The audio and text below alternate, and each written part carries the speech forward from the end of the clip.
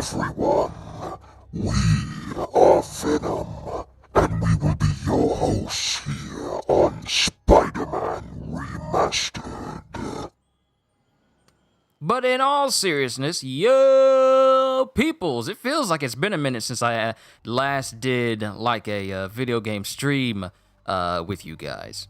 Today, we're just going to be playing some Spider-Man, and we're going to be talking about superhero games. This is actually one of many talks that I wanted to have with you.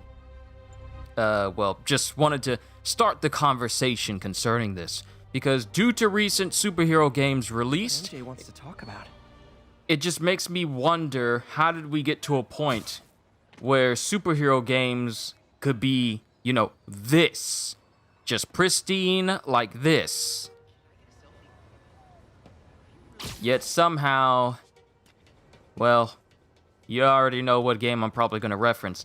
Somehow we'll get a game where we play as Earth's mightiest heroes, but they can't even reach this level.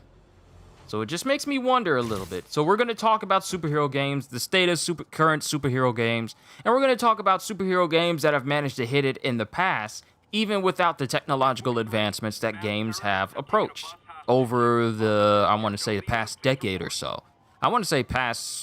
About a decade, maybe about a good 15 years. 15 years worth of superhero games. So we'll get into that once we get past this point here.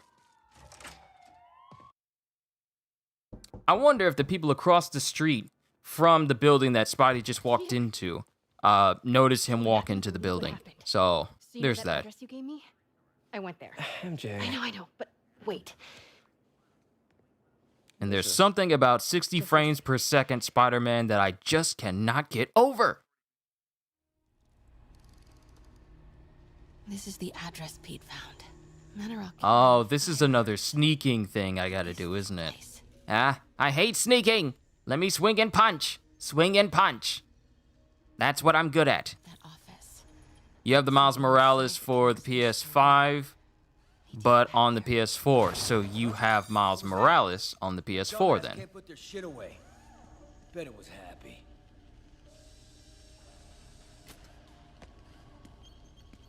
Almost shot a rat. I need to get this guy out of my way. Martin Lee's really paying the boss?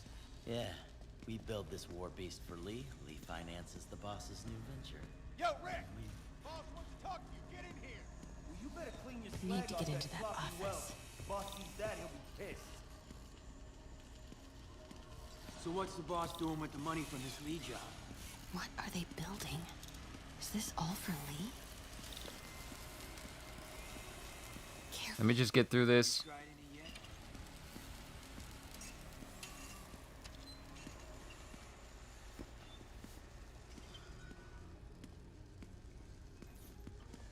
I really want to get to talking once I am out of the sneaking area. What was that? Easy does it. Grave dust must have me on edge. What kind of vehicle needs tires this big? Where is it? I swear I left it over here.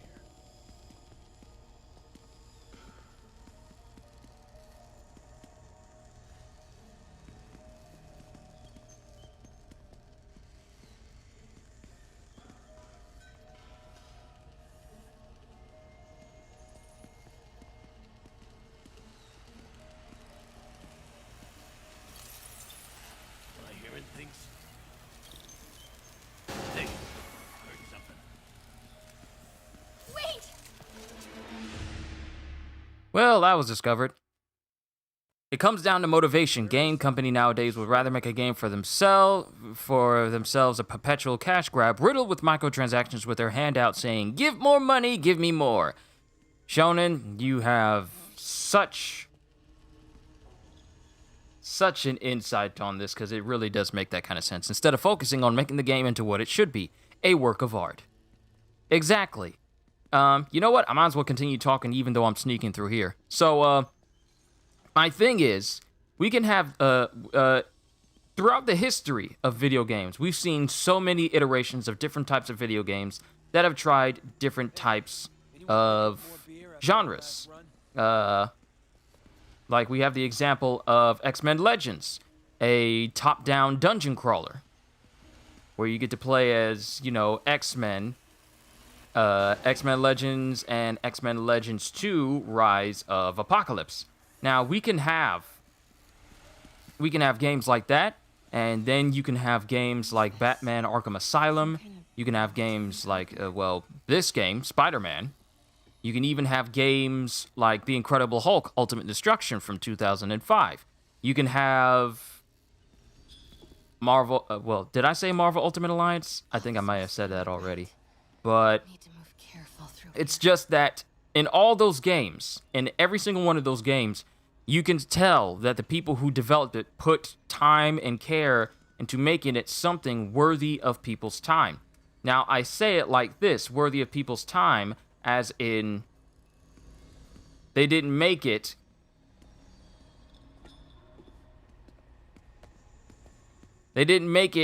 with on the pretense of it being, Girls seem important.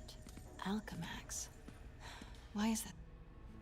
they didn't make it on the pretense of, well, we want our players to keep paying for this game or keep dumping money into this game. And he's dead. Let me just fine-tune my words here Tombstone. while Tombstone is walking out here, as big as he is. Won't notice? 'Cause it won't be there. God damn it! I said I'll fix it! You got some stones, Rick. Let's see if they break.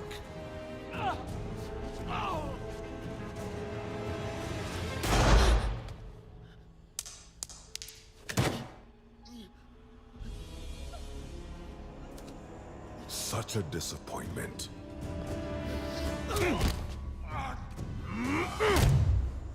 Yep, he's dead.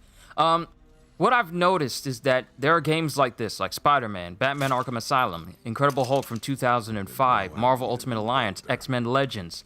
Those games were made for the players themselves. They had every incentive to keep people invested in the game. Spider-Man literally needs... Need to get into that office.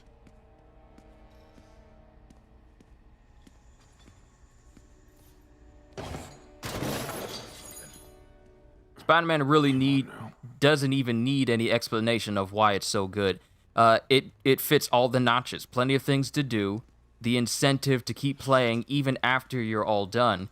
Unlockables and things that are worth your time when you just continuously play the game. It's and then you have Batman Arkham Asylum that has so much in those games. And they even for Arkham Knight, which I have still yet to play through any of their DLCs, like the Villain DLC, the Batgirl DLC. I have yet to play through any of those, even though I probably should at some point. What is Tombstone using these for? All right, boys. There's so much content that you can do when you treat a game respectively. Spider-Man, here, perfect example.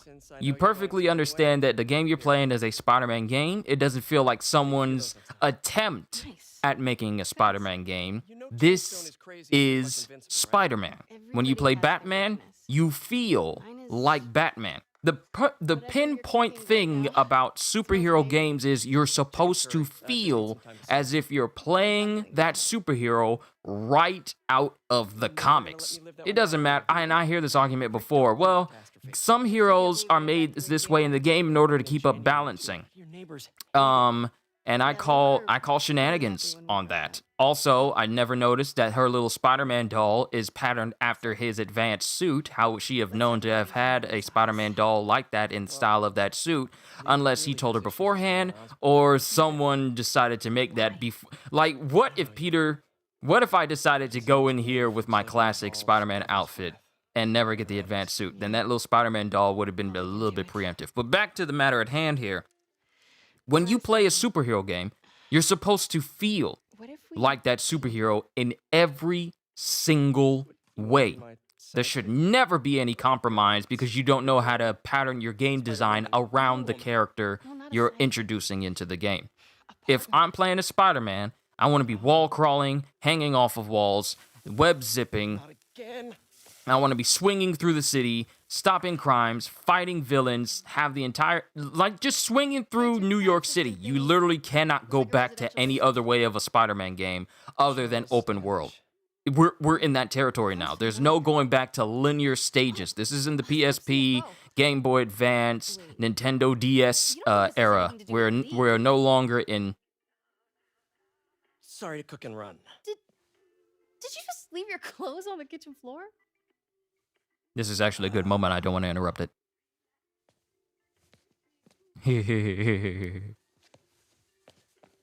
Where do you want me to, Just the couch is fine. See you later? Yeah.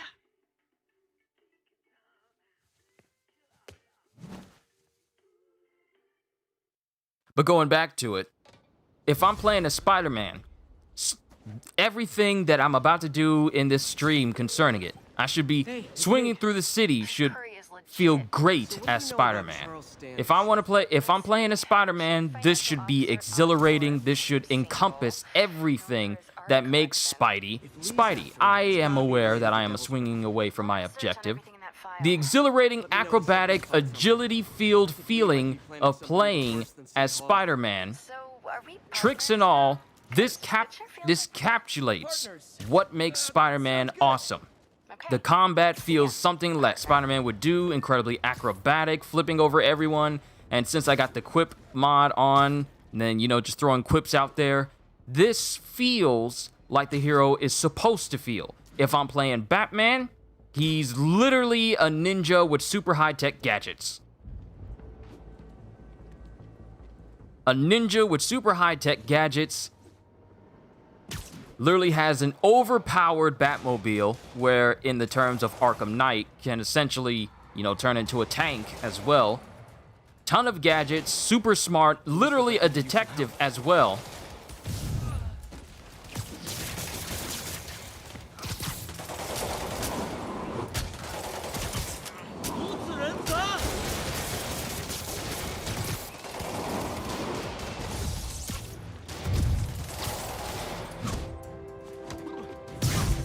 Hold on.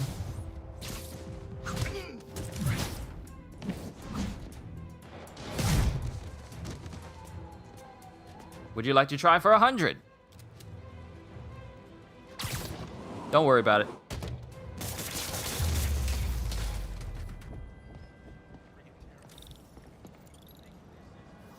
But when I'm playing as Batman, he's both the world's greatest ninja and the world's greatest detective.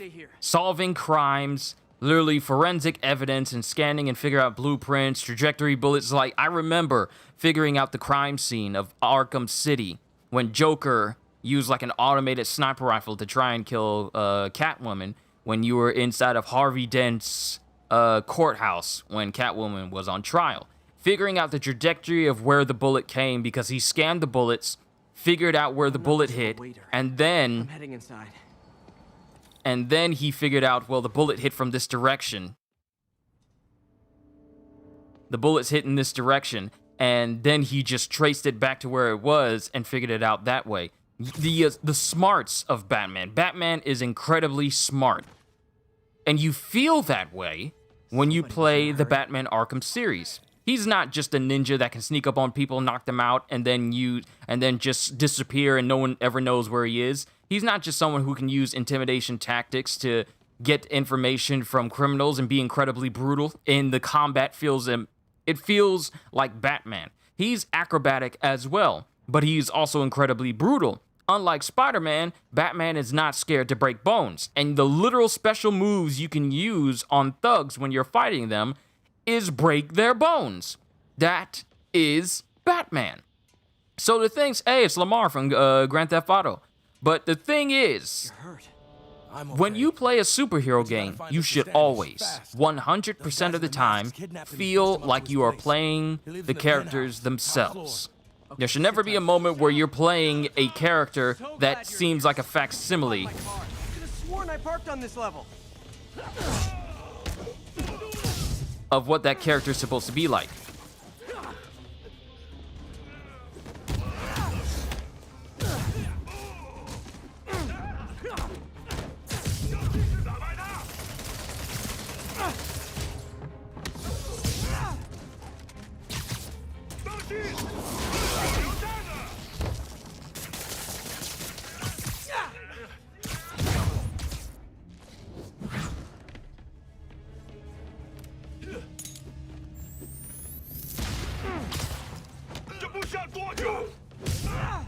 I remember getting a 100 hit combo fighting these guys the first time. But when you're playing as a superhero in a superhero game, you should always feel like that superhero. There should never be a moment where and I'm going to be using Marvel Avengers as a very big example of what not to do. So you have to pardon me. But if I'm playing as, say, Thor, I should feel like the god of thunder. He is a god, a literal god. So I should never feel... There we go. I should never feel like Thor is just weak in any way. I don't care what type of game it is. If I'm playing as a superhero, I need to feel as that superhero. And if you create a game where the gear makes you feel powerful,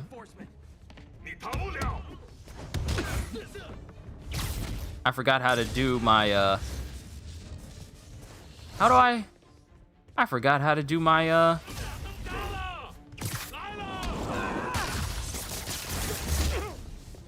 I literally forgot how to do my special quips. Hold on. I forgot how to do it. Okay, L3 and R3. Gotta hand it to you. You guys are the best dressed criminals I've ever beaten up.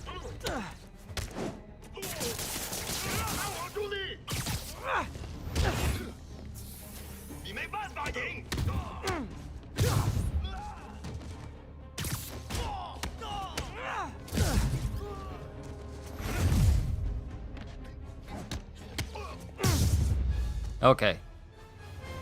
But let me get back to it. Let me actually see what you guys have been saying so that way, because I am kind of getting distracted by the combat here, so my words are not entirely coherent. I'm going to stop here at the building and then I would continue. Instead of, let me see. It comes down to, instead of focusing on making the game into what it should be, a work of art. For me, the most frustrating part about superhero games is that games like Ultimate Alliance, Hulk, Ultimate Destruction, and Spider-Man, and the Batman Arkham series show that it can be done right. Exactly. Perfect examples of staying true to the character and building the game around that. That's the problem with superhero games now. They create a game, they create a genre, and then force these heroes into that, thereby limiting how powerful they can be, rather than build a game around the character themselves. Because Spider-Man... the entire game of Spider-Man is built around him. It is not a world that they created, a narrative they created, and all the things that you can do in this game is created and is the main thing, and then Spider-Man is just dropped into it. No, the entire game revolves around Spider-Man.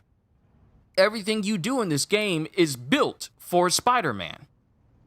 But when you make a superhero game and you build a game where the heroes are not the focus and you're just dropping heroes in there for the sake of let's have this big name in there and then just force them to fit into this space where they are limiting, then that's bad. That's bad. You can't make a game where Hulk is in there and you don't make it so that Hulk can be Hulk in this game. You don't make a game and create a game world where Thor is in there and Thor is limited because of the game environment itself, because of the game itself. If you make a game and the game forces a character to be weak, and it forces a character to be weak because of the type of game that it is, then you're doing the character a disservice. If you create a game where Hulk is limited in what he can actually do, like, say, for example, Hulk can never pick up cars, you've truly lost sight of literally one of the fundamentals of Hulk. If Hulk is not capable of picking up cars or every object that he can, and he can only pick up, oh, I don't know, say chunks out of the ground or big chunks out of the ground, and that's the only thing he can do, you've therefore lost sight of what Hulk can actually do. Literally one of the most basic things that Hulk likes to do if he's not in front of people is throw things at people. But when you make it so that he's only limited to a certain type of thing because you forced him into this game that causes him to be limited by this, then you've therefore done the character a disservice. If I get closer, I can... You can't have a game where Thor is... You can't have a game where Thor, who is known to who's easily able to handle superpowered individuals. You can't have a game like that and make it so that even the most basic of enemies don't take a single hit to take out. Now, mind you, I already know the state that Marvel Avengers is in. It is in a state where there are people who will constantly defend it.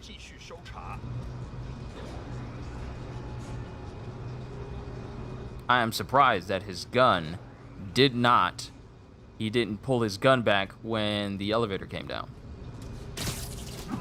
Also, he might be in a bit of a tight spot if that elevator decides to go up at any time. So yeah, it might be a bad day for him. Is it stuck on him? Oh! Oh, he's dead. Oh, he is dead. If this was an M-rated type of Spider-Man game, he would have died. But when you make a superhero game, there should be no reason why the heroes themselves are limited. Okay. Unless you purposefully made them that way. Like I said, the game should revolve around the heroes, not the heroes should revolve around the game. If I'm playing as Captain America, he's a super soldier. He is not an average human. He is a super soldier, which means that he can do things, which means that he can operate and move in a way that's beyond a regular superhuman. He can move incredibly fast because he is his abilities lie at the point where it is like borderline superhuman. He's not what you would classify as an official superhuman. But his abilities are on the precipice of it. Do we already have an M-rated Spider-Man game? No, we don't.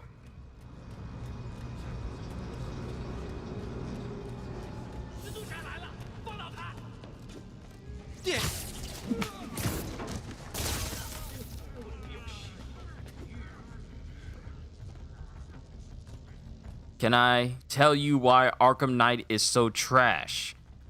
See, here's the thing, and people may not like my opinion, but I have absolutely no problem. I don't have that much of a problem with Arkham Knight. I know a lot of people like to say that Arkham Knight is trash.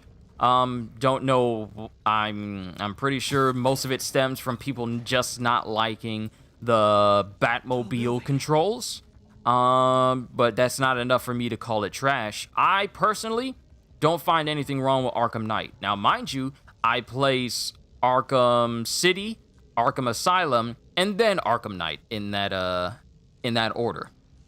But talking about superhero games, we've had games. For example, Firebombs? Seriously? Move! Uh-oh! Not good.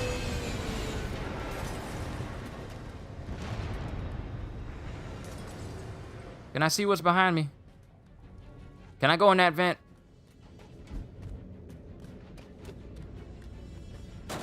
What's in this vent? Oh, it didn't matter, did it? It didn't matter which vent I went in. The Batmobile is okay, but the whole vibe of the game is just weird. How do you mean?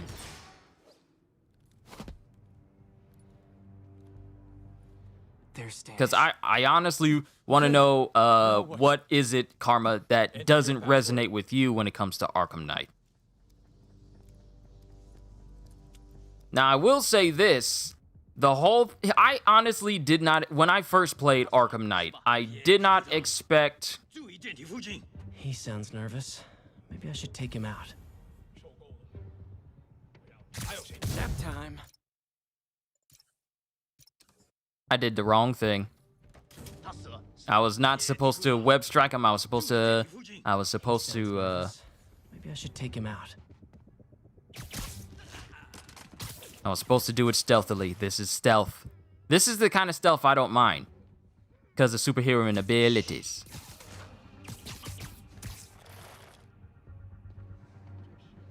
But I will say this though about Arkham Knight. When we all played through Arkham City, when those of us who actually played Arkham City played through Arkham City, and then we heard news that Mark Hamill said that was going to be the last time he voiced the Joker, I thought that was actually it. What about Arkham Origins? Maybe I'll probably put that above Arkham Knight as well, due to the Deathstroke fight. I will say this though, the end boss for Arkham Origins just basically turned into the last fight of Arkham Asylum, which is where you just fought a roided out Bane who, for some odd reason, decided to move at an immensely fast speed. Because I remember doing that and then remembering whenever I would take him out and crawl into a vent, he would literally Speedy Gonzalez his way all the way over to where I was and then, you know, thrust his hand inside of the vent, and I found that a little bit unsettling. But the end fight where Bane just got super roided out and then wound up forgetting who Batman was, because let's just say this right here. Out of everyone who tried to find out about Batman's identity, Bane found it out literally on I want to say the first Christmas that Batman went through as Batman, and Bane figured it out and then wound up hurting Alfred.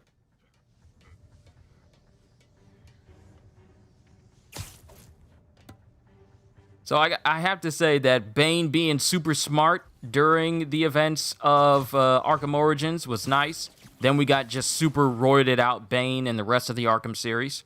The thing is, I'm not finished with Arkham Knight yet. Does it get better? Personally, I think I like it. Personally, I think the story gets better. But let me see what you said. They changed the controls. The villain is boring. The Batmobile is okay, but is used too much. Some characters look horrible, and somehow the city feels different. I mean, it's Gotham. It is in Arkham City. It's Gotham. So it's going to have a different feel from everywhere else we've been. It's going to have a different feel from Arkham Asylum because, well, it's Arkham. The city had a different feel because it's just a cordoned off portion of Gotham, and then the whole city of Gotham in Arkham Knight is just that, the whole city. But I feel like the whole city feels that way it is because it is accommodating the Batmobile combat in the game.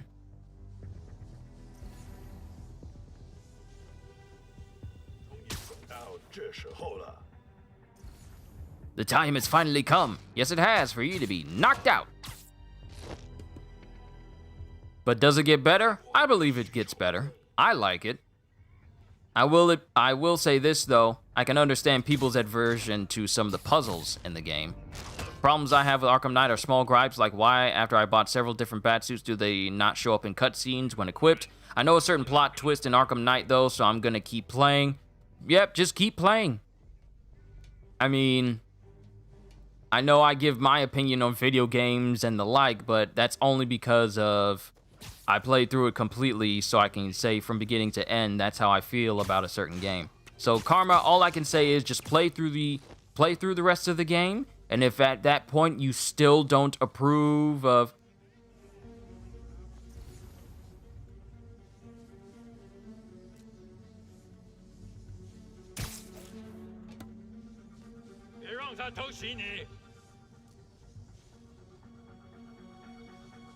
Speaking of suits, why can I not change it in the menu? And why is it not in the cutscenes like Sensei said? I feel like that's something they just never truly worked out.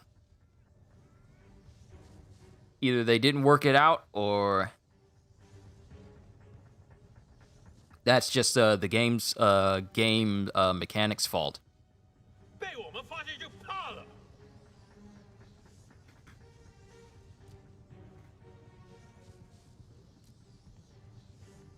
But let me just continue with my conversation about superheroes.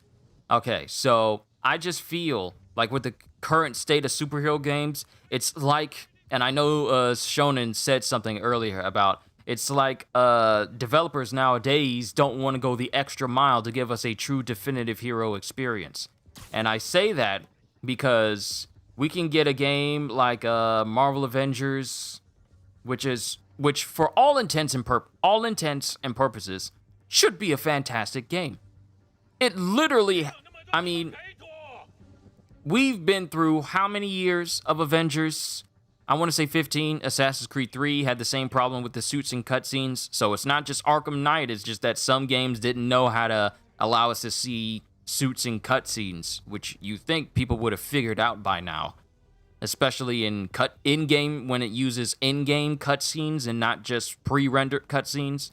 You would think that they would allow you to keep your suits on going through then, during that time. But my thing is, when it comes to superhero games, and I'm a mad activist concerning this, my thing is, when it comes to a superhero game, it's like people who make it.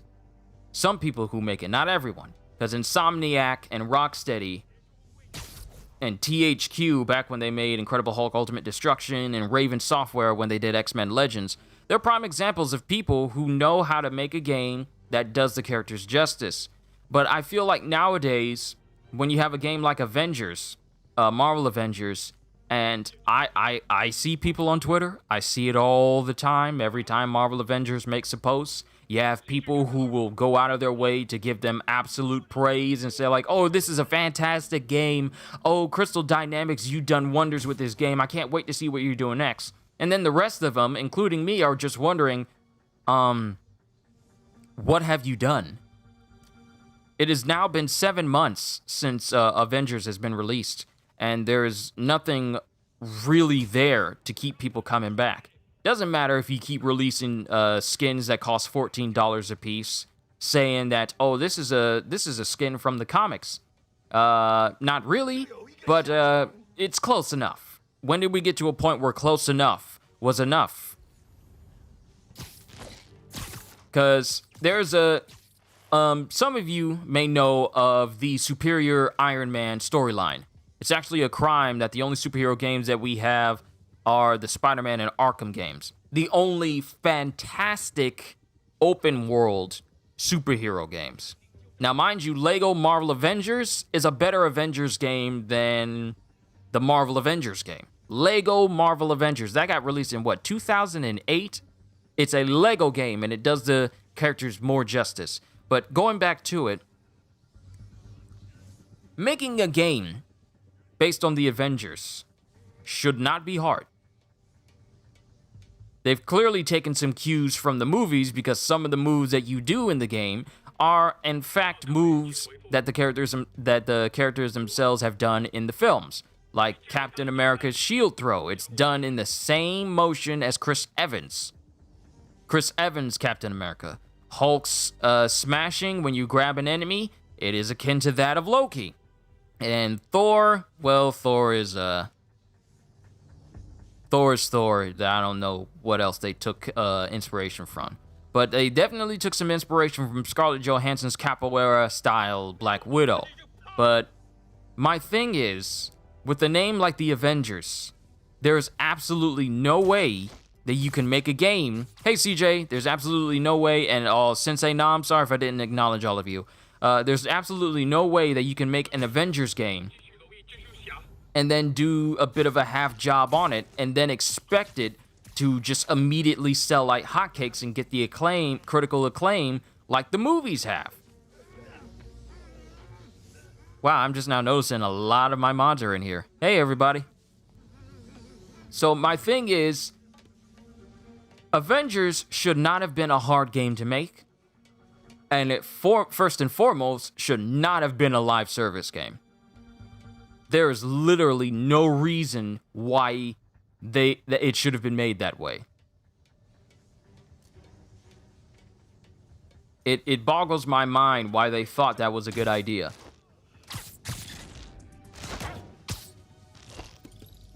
Because as of right now, it is very apparent that even with the game as a live service, it is not as successful as they were expecting. Because many of the things that could have kept it afloat, they have yet to deliver on. It just feels like how do you take? And my thing is, this is supposed to be a game that jumpstarts the partnership between.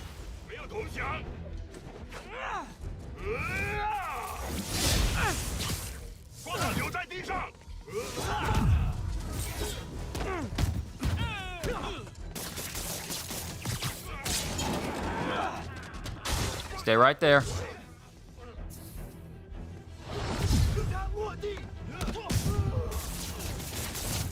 Stay right there. Hold on, there's a lot of... Ow, ow, ow. It'd be fun if you rolled down the stairs. Which 3 superheroes do you want to game on the most? I want a brand new Hulk game made by Avalanche Studios. I don't know if you were here, Karma, when I had a stream and I was playing a game, and I told you... And I told people my Incredible Hulk game ideas for the PS5, The Flash, and I have some ideas there that I haven't told you guys, and I want to read those out for you. But let me just finish this statement about Avengers. Avengers should have been a success, an absolute monumental success. The game, it should have been, but.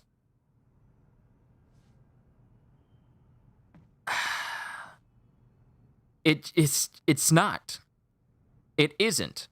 And I am not afraid to argue with anyone telling them that this game is not as good as the movies. It frankly, as of right now, it doesn't look like it's going to be, even though they've shown us a roadmap. Oh, so you was there? Okay. So most of you already know my Hulk ideas for my ideas for a Hulk game made by Avalanche Studios. I mean, Avalanche Studios has clearly shown with the Just Cause series that you can literally have a country-sized map with plenty of destructible objects and plenty of ways to get in and around in environments. Place Hulk in there, and you can literally give him the ability to jump 3 miles in a single jump. It would be perfect. The perfect game, the perfect Hulk game where you can actually jump 3 miles like he can in the comics, made by Avalanche Studios, who have no issues creating country-sized maps. It would be a match made in heaven. But Avengers should have been a success. And games like Spider-Man and the Batman Arkham series just show you that this is how superhero games should be when they're made by people who take the care of the characters they're creating with the utmost consideration. They take the time that players would spend in this game of the utmost respect, and the effort shown in making sure that the product that they're creating concerning this character has extreme attention to detail and does not disrespect the character in any way because of the game that they were forced into. Because, frankly, I have not put Avengers...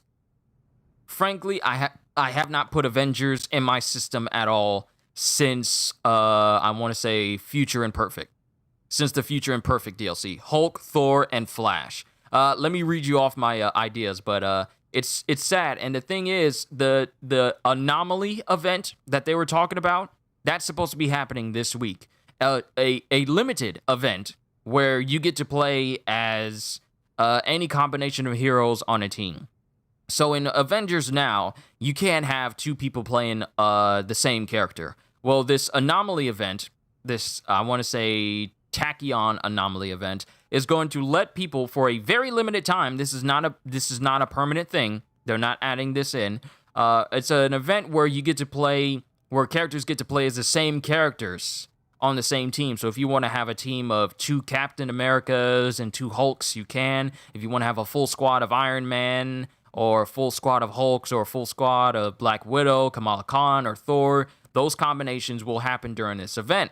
But it is limited, so it's not a permanent thing. But my thing is, I feel like they're just so invested in putting out these. I feel like there should be, and here's the thing. You have games like Fortnite.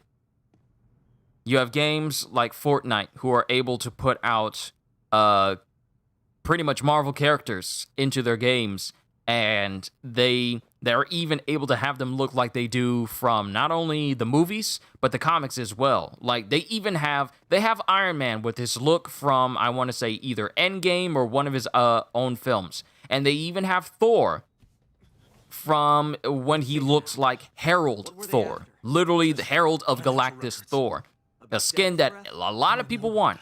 They even put Thanos in there. I don't even know what it is. Including his look, and they had him with his look from the movies. So it is possible for them, it is possible for a game dev to create skins that look like characters from the comics. Copied some records to a secure server. And Fortnite does it better than an official licensed Marvel game.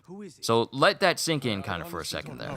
So it's just kind of disappointing that for me playing so many Marvel games over the years, literally over 15 years of me playing Marvel games, and I see this, and then I see people praise it like it's the next best thing for some odd reason. Hold on!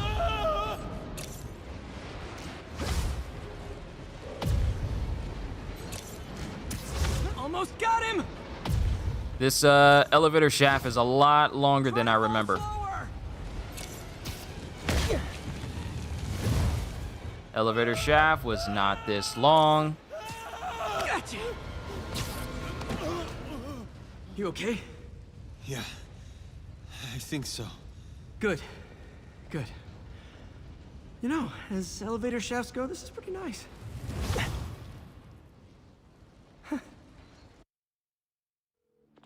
But after years of playing through so many Marvel games, and then to see Marvel Avengers get released in this state, it just makes me wonder, is this where we really have come to? Kakashi Sensei! Hey, what's going on? But let me just continue, because I could literally go, you guys know me, I could literally go on a rant of Marvel Avengers. It's just disappointing. It is, I have no hate for the game. Let me just be extremely clear about that. I have no hate for Marvel Avengers. Just complete disappointment in the mistreatment of the characters. He's safe. Okay, good. And the demons? The characters were made to fit into the game rather than the game revolving around the characters. And that is why it fails, for me. That's the reason why it fails. Come on, just give me a few. Oh, and before I Because forget, then you force these characters, who are out-of-the-box type characters, into a box. let you know what I find on Delaney. And now they can't even figure out how to accurately make the game work now. Like, it's supposed, and the thing is, it's supposed to be a looter superhero game, but even the loot doesn't work. They literally have to revamp gear because they can't do it right the first time. So I feel like too many ideas were in the office. I feel like too many cooks, too many chefs were in the kitchen, and that no one could decide on one specific way for the game to be made. And I'm guessing like a corporate voice came out and just came up with the idea, and then they all had to fall under it. Because, mind you, I have no disrespect towards any of the artists, any of the 3D modelers, any of the people, the storyboard artists, or anyone who had to make the game look aesthetically pleasing. Because I'm sure they have so much passion for what they're doing. But the direction of the game is what caused it to fail. And I say fail because, frankly, the game is not a major success. I almost hit those helicopter blades. The game is not a major success. It's not a critically acclaimed game. And at this point, it may never will be.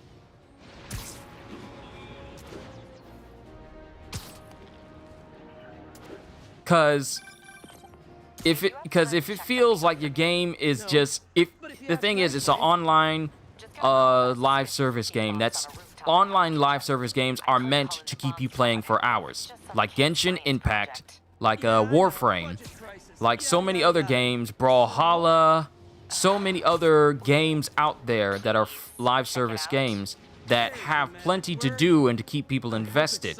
Like Warframe is constantly uploading new content. In this case, hold on, let me see. Sorry, notification popped up. Get out of here. This is Control. What's the situation in the meatpacking district? In this case, I think you're giving the developers a little too much credit. They went straight corporate commander on this game. Yeah. Here's the thing. I'm only giving the people who feel like they have a passion for the game like props. That's it. But the decisions made by the corporate people upstairs, that is what's causing this game to be so horrible.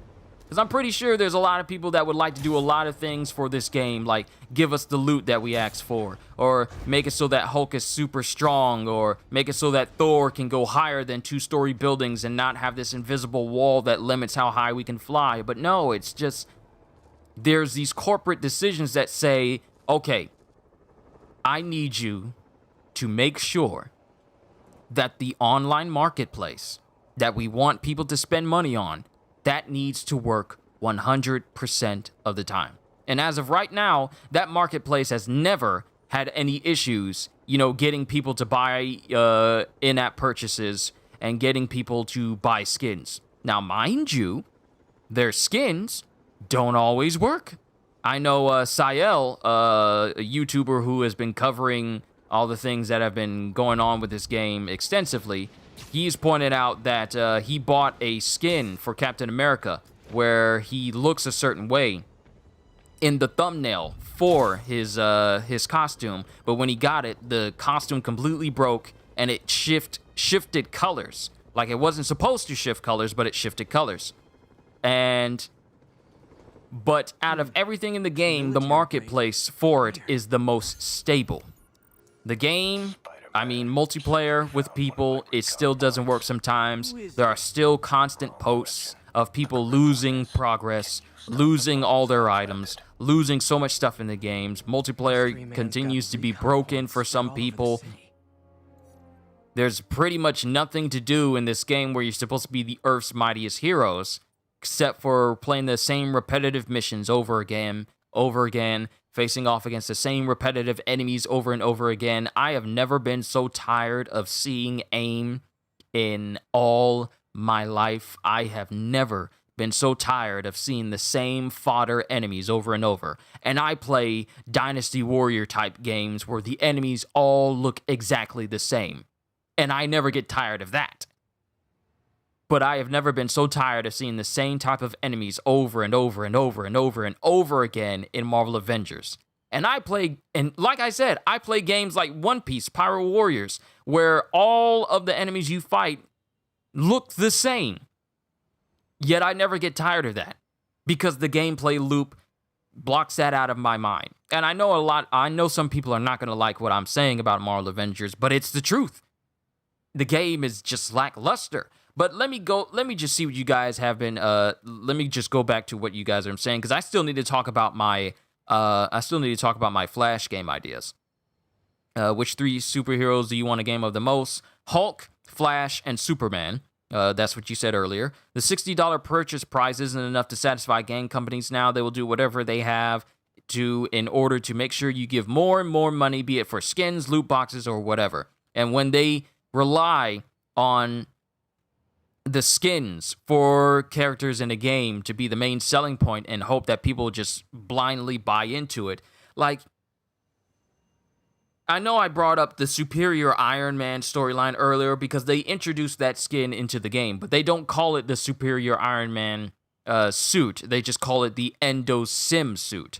And it doesn't look like the suit from the comics. The Superior Iron Man suit is supposed to be sleek, clean, and pristine looking. It doesn't have like too many overlapping edges and ridges and lines over it. It's supposed to look like the iPhone of Iron Man armors. But if you put a picture of the Endosim suit in Avengers next to the Superior Iron Man suit in the comics, you can see that they don't look the same.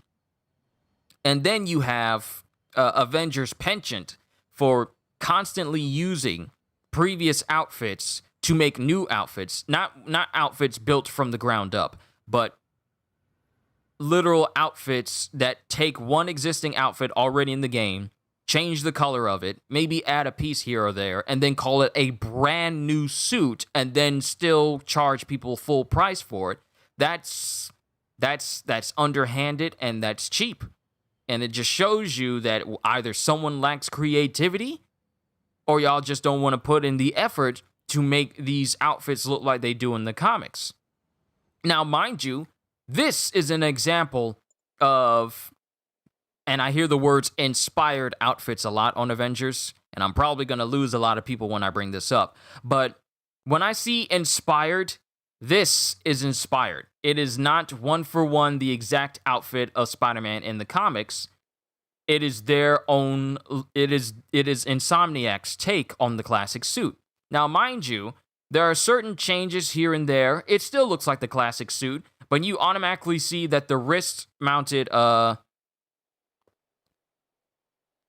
certain points, you can see the wrist web shooters on his wrists there. That's their own custom. This is Insomniac's own web shooters on him. And mind you, if I were to switch, actually, you know what? Here's actually a good example. Just received a report of a bomb threat. Witness reported. Let me see. Where's the button? Here it is. Perfect. Okay. So now I get to do this. So let me switch to light mode. And let me turn it on. It is really, really bright.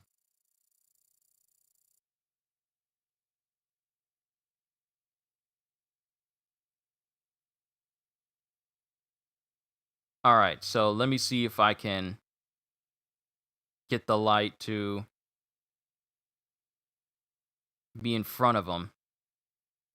And then let me turn it down just a little bit. All right, there we go.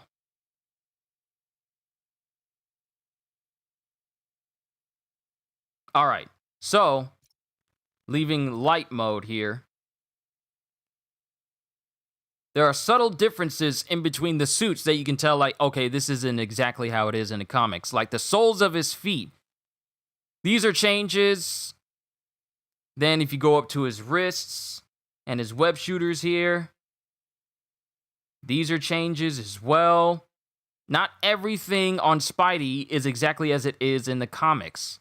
It is their own take on Spidey.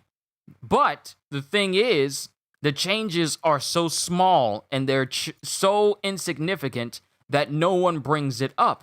Why?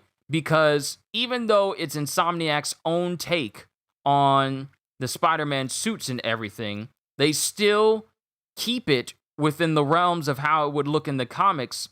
Even though they change just like a little bit here and there, it is never too much to the point where you see an automatic discrepancy in between what they look like in the comics and what they look like in the game.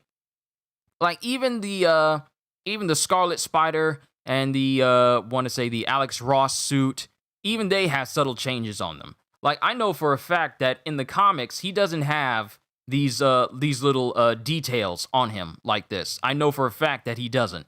But the game, they added it in the game to keep it from looking exactly the same as any other suit. Like, you can literally pull up any suit in this game, and none of them look exactly the same.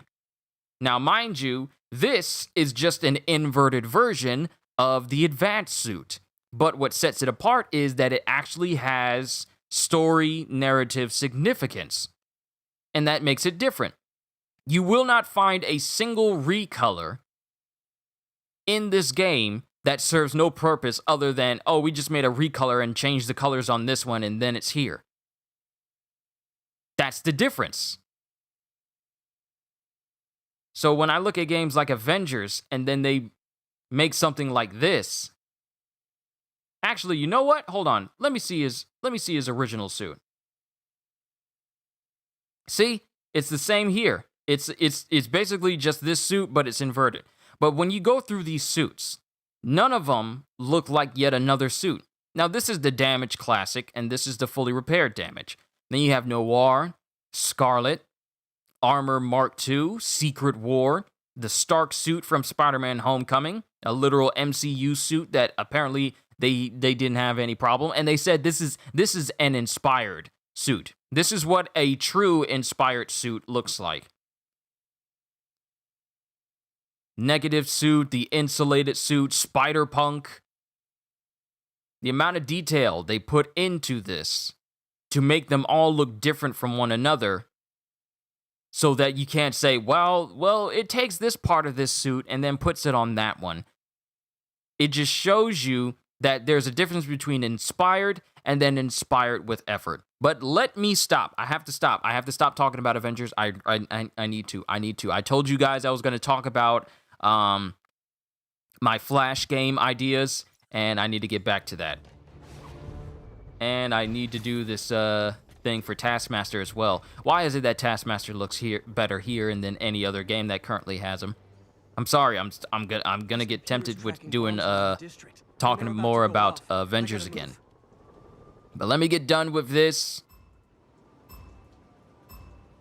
Can't let any of those bombs explode.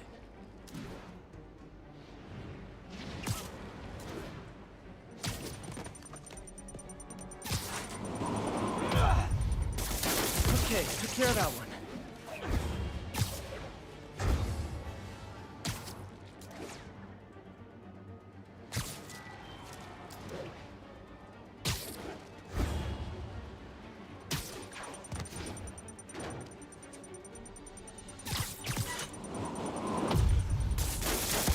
Gotta find the last bomb.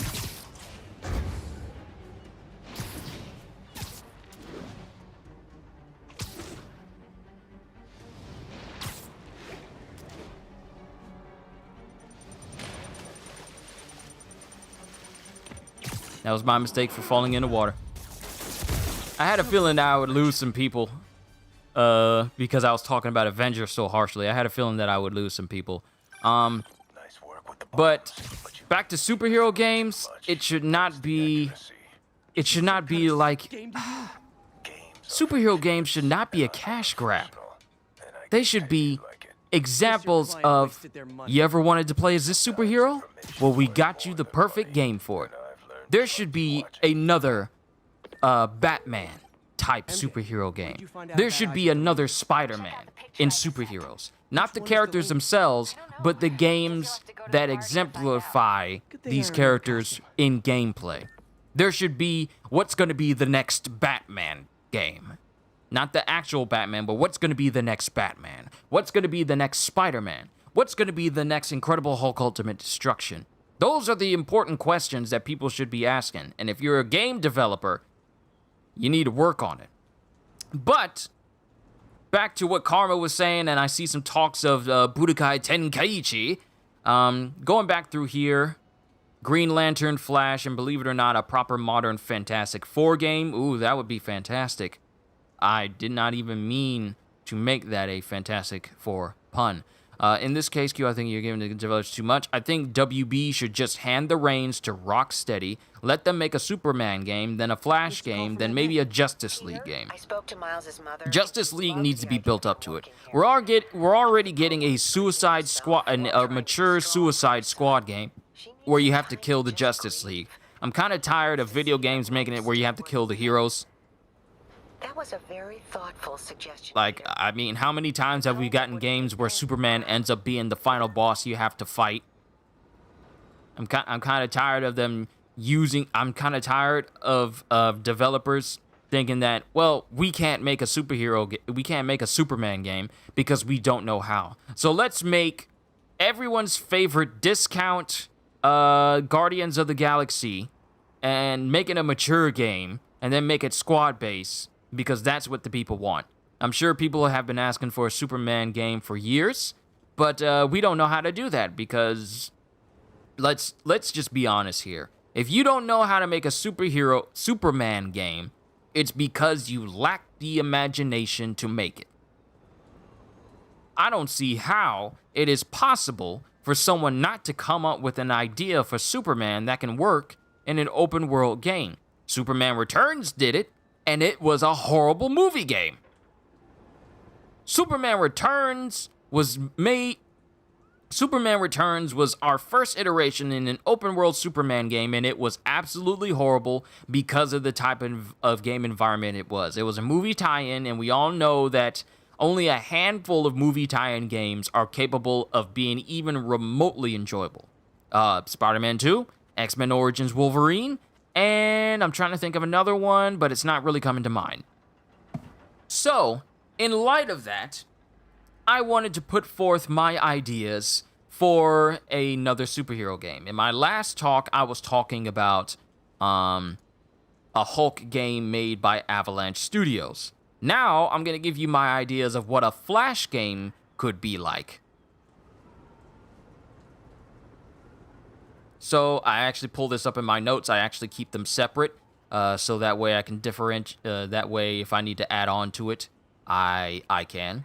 So here's what I have so far, and I wrote this in someone else's Discord because we all were talking about video games and everything. But here's what I got so far. So for a Flash game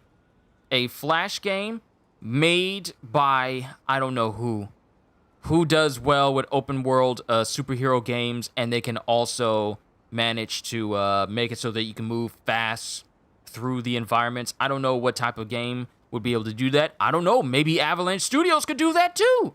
Because, I mean, you can move fast through Just Cause just fine, especially if you have your hands on a jet or a super fast car. But, maybe Avalanche Studios could handle, like, the super big open world games like for Hulk or The Flash, with some direction from people who actually know how to make a good narrative. But going through here, here's what I have so far. So, first, for a next-gen solo Flash game, an open central city with long strips of road to run back and forth on, because, I mean, you're the Flash, that's going to be your main method of getting through. They should take absolutely no cues from the CW show. They should base it off of either the comics or they should get most of their ideas from either the comics or the Justice League show, not from the CW.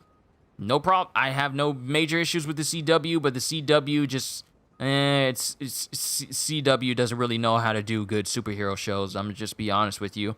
And even if they started good in the beginning, they kind of fell off. But first notch is an open central city with long strips of road to run back and forth. Secondly, can move at super speed to get across the city as the main travel method, and go supersonic as a means of fast traveling. So here in the city, you have web swinging to mainly get your way around the city for Spidey. It's the most scenic route in order to get around the city. For the Flash, People aren't my biggest fans, but I can't let the demons kill them. Those Sable guys don't like me, so imagine how much I don't like you.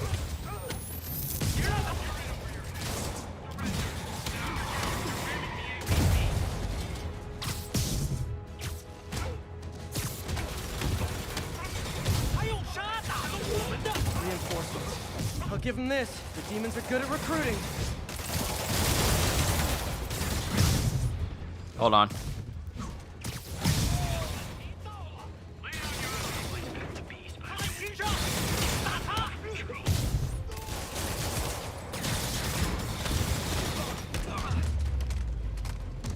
Glad I was here.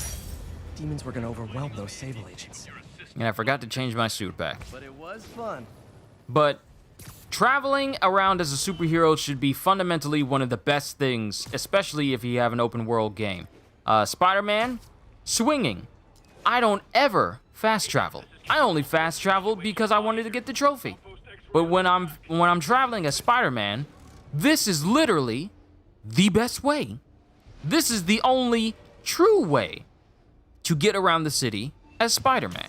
So in the in a Flash game, in a Flash game, you have web swinging to mainly get your way around the city. For the Flash, in the comics, or the Justice League show, not from the CW. In the comics, they should take absolutely no cues from the CW show. So in the Flash game, in a Flash game, I actually almost forgot my point. But in the Flash game, you just use your super speed to run up and down the city. You can't tell me that you can't make a game where you move at super fast speeds through an open environment. I mean, we have Sonic. We have the Sonic games. If you can make the Sonic games, if you can make the Sonic games and people are able to speed run those stages in like literal minutes or even literal seconds because they know how to get through the environment and they have super fast reflexes, oh yeah, you can make a Flash game. But, and Spider-Man has like the subways in order to fast travel, but no one ever uses the subway because swinging is the best way to go. So with the Flash, you can move at super speed to get across the city as the main travel method. I'm reading my notes here. Or you can go supersonic as a means of fast traveling.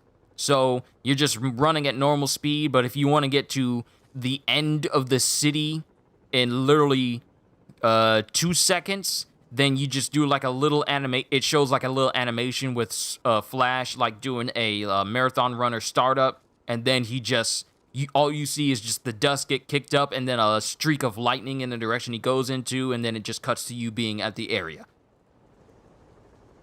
And then we have, since open world city games like to be surrounded by water, you can run across the water as well as run up and down buildings. So, I mean,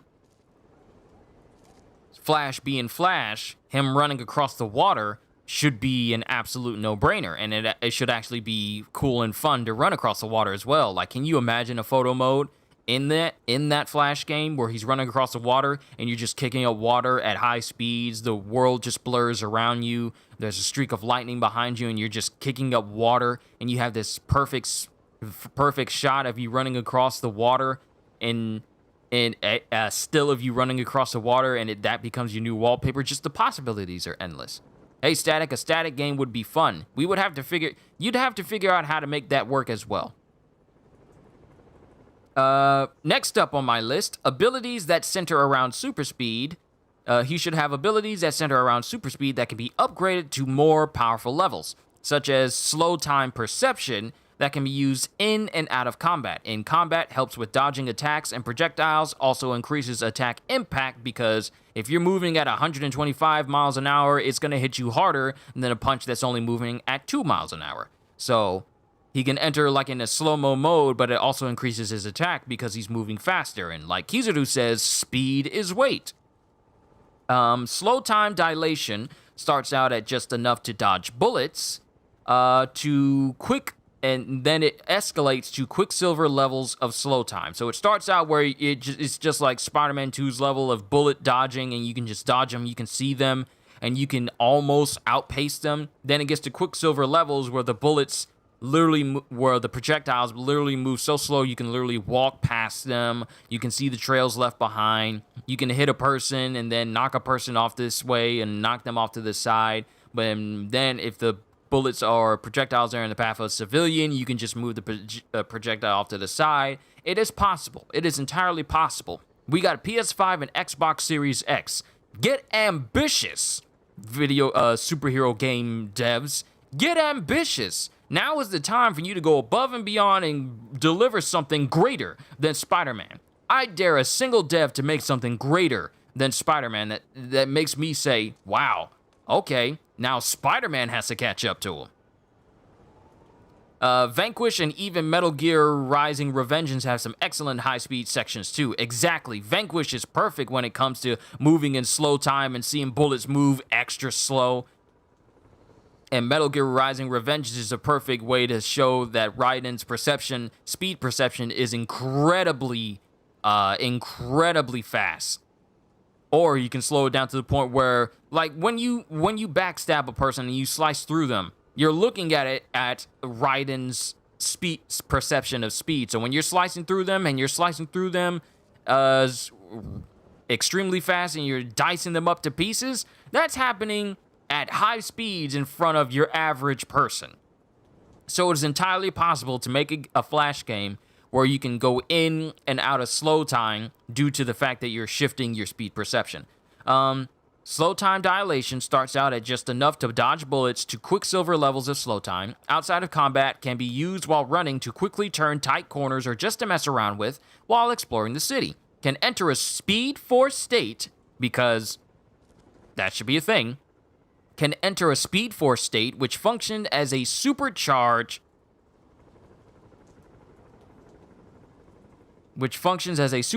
mode that increases all abilities beyond their limits for a short time. Phasing through objects only works if there's an empty space on the other side. Work in progress. The phasing thing, that phasing thing, I don't know exactly how that would kind of work in the game unless it just became like a gameplay mechanic or something. DK Wayne Sr., what's going on? How would static be hard? Can't they take gameplay similar to Infamous? I don't say that the game would be hard to make. It's just that they need to do it in a way where people don't automatically think, oh wow, this reminds me of Infamous. Because then people are just going to be saying, okay, so this is just Infamous, except you can fly on a disc. It's got to set itself apart from other superhero games. It's got to set itself apart from Infamous, even though Infamous could be like a good inspiration. They have to do their own thing. Will he be able to run up buildings? Yes, that was that I covered that in my can move at super speed, get across the city as a main travel method, go supersonic as a means of fast traveling. Since open world city games like to be surrounded by water, you can run across the water as well as up and down buildings as well. Because that's possible. Because I'm pretty sure it would get kind of old for you to run up a building and then you just go soaring across the city. That would kind of get kind of old. That's why DC Universe does that. They shouldn't do that for a Flash game. But back to my third point. Can enter a Speed Force state which functions as a supercharged mode that increases all abilities beyond their limits for a short time. It's a temporary thing, but you build it up during combat. Crimes to stop, from petty theft to rushing hurt civilians to the hospital, to super-powered villains wreaking havoc in the city, from Zoom to Grodd and everyone else in between. And I feel like for Flash, the ability to, help civilians and get them to a place that they need to go, like a hospital or an emergency or something like that, it'd be perfect, because then you're just carrying the civilian and you're moving at high speeds and you got a limited amount of time to get to a certain point. It would fit. What game am I talking about? Oh, DK, I'm reading off of, I made a list of ideas of what a Flash game would be like, or what most likely what I would like to see in a Flash game. Now it can be different from some people, but this is what I would like to see. Okay, so another point I have is Flash isn't a tank, so combat will rely on his super speed and reflexes to stay alive in fights.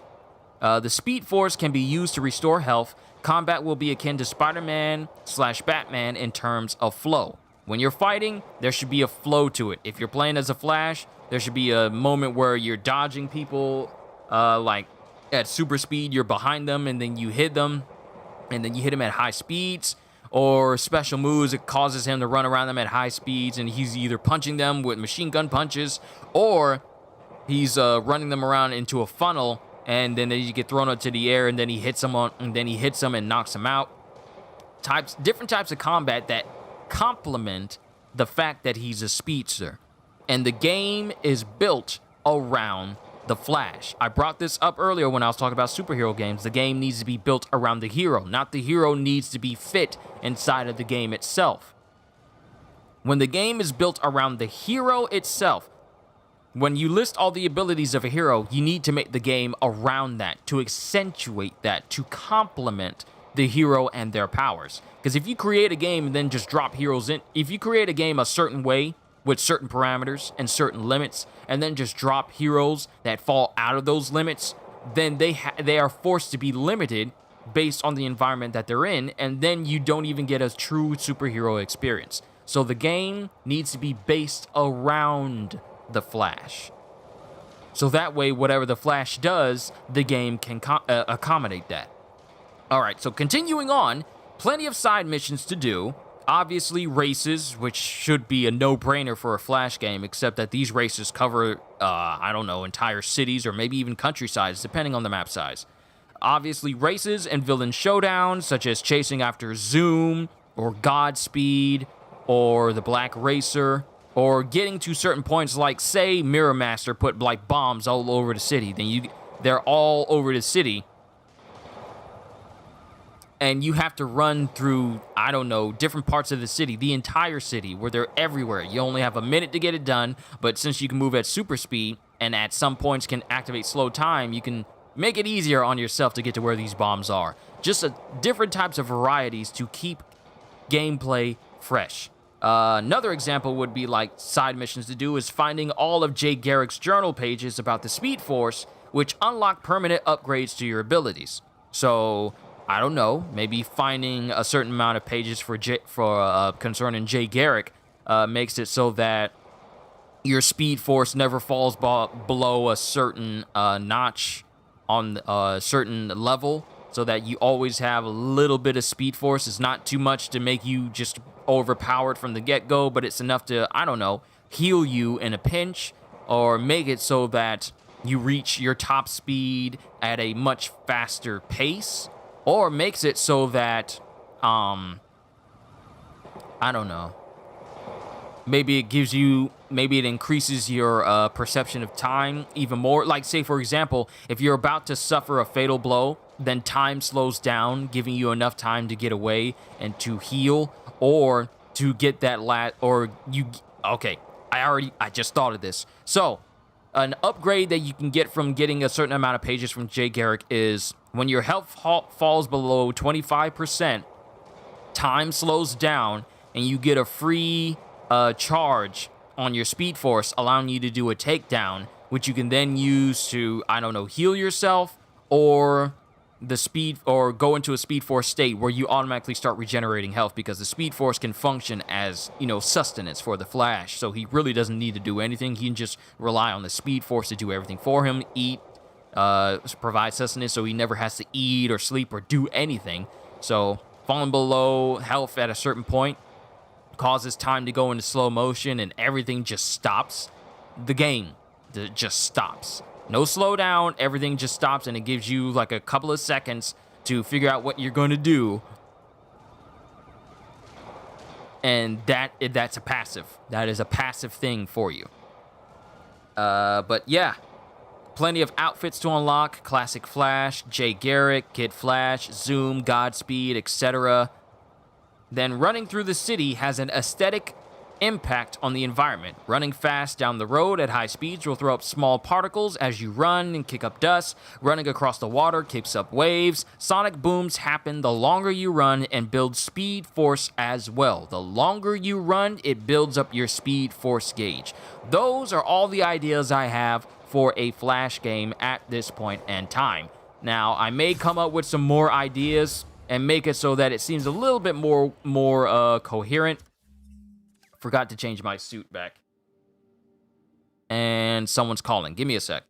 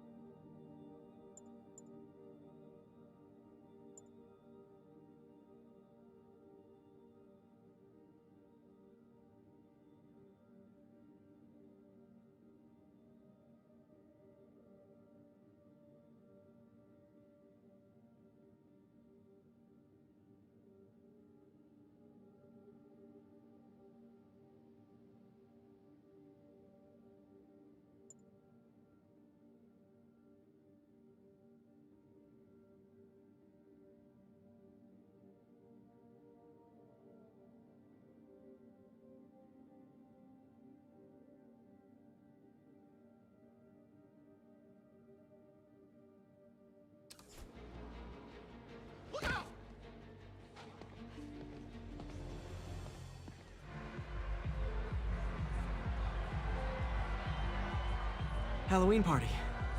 Guess I don't have to change.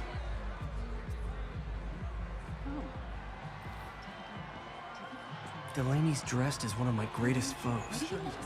Let's find out which one. Should we go out this weekend? We'll go out early to Midtown. There's plenty of place there. Why you guys gotta be so nasty? I'm just trying to play Charlie. Alright, I've returned, but what you guys heard, those were my ideas for a Flash video game. Now, for a Superman game, that would require a little bit more work, because there's a lot more going on with... Guy who puts in the effort. Badass. Dr. Delaney is here somewhere.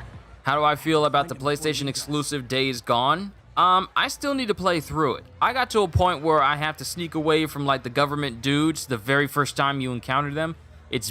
I want to say it's been maybe a year since I last played Days Gone. I have yet to finish it, but I feel like I need to get into it a little bit more. I like the whole concept of that you're not overpowered or anything, so you need to be careful how you get around the freakers and everyone.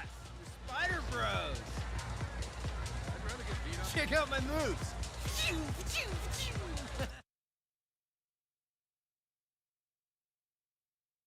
I like how this dude is in the middle, like,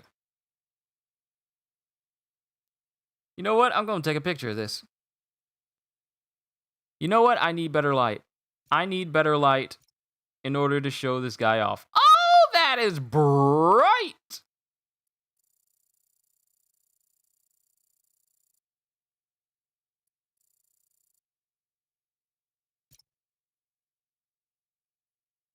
Yeah, there we go. That's actually a good photo. It's actually a good photo right there. All right, there we go. Dude, what's with the white spider? You get that suit at the dollar store?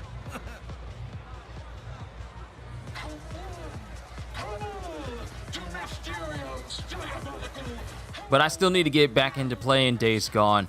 It's actually been too long, and I need to scratch that off my list. Spider-Man, my nemesis. You won't catch me this time. Oh no, smoke.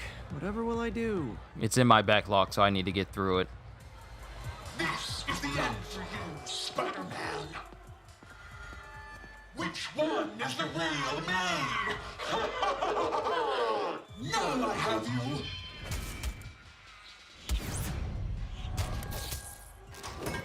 Hey, what's wrong with you? I worked on that helmet for a week. I need to find Dr. Delaney. He's out in the party somewhere. Who are you? I'm your friendly neighborhood Spider-Man. Smartass. She's gonna say that after seeing this man dodge all of her shots and then use webbing to whip her helmet off. Looks okay, I guess. Are you sure you're a doctor? Doctors are supposed to be smart. Probably just buff that out. You see this man do dodges that no one can humanly do effortlessly, and not a single one of your shots landed. Then he used webbing to take your helmet off, and you think him being Spider-Man is fake?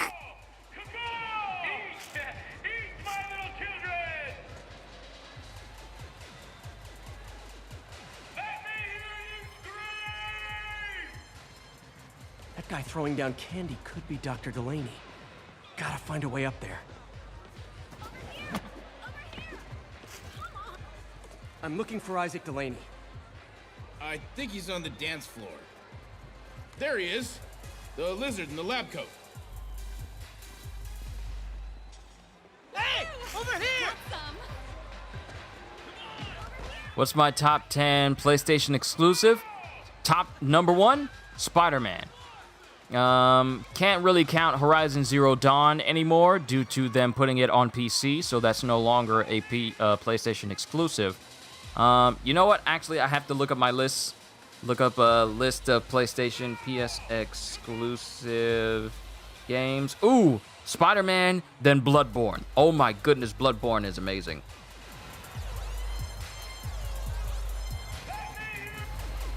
Spider-Man, Bloodborne, Ghosts of Tsushima, God of War, Ratchet and Clank,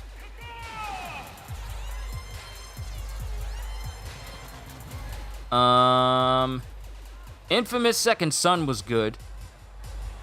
The Last of Us, the first one.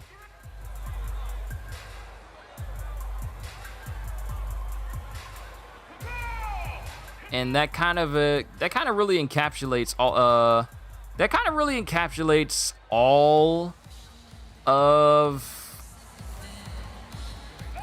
of the games that I really enjoyed. So Spider-Man, Bloodborne, God of War, Ghost of Tsushima,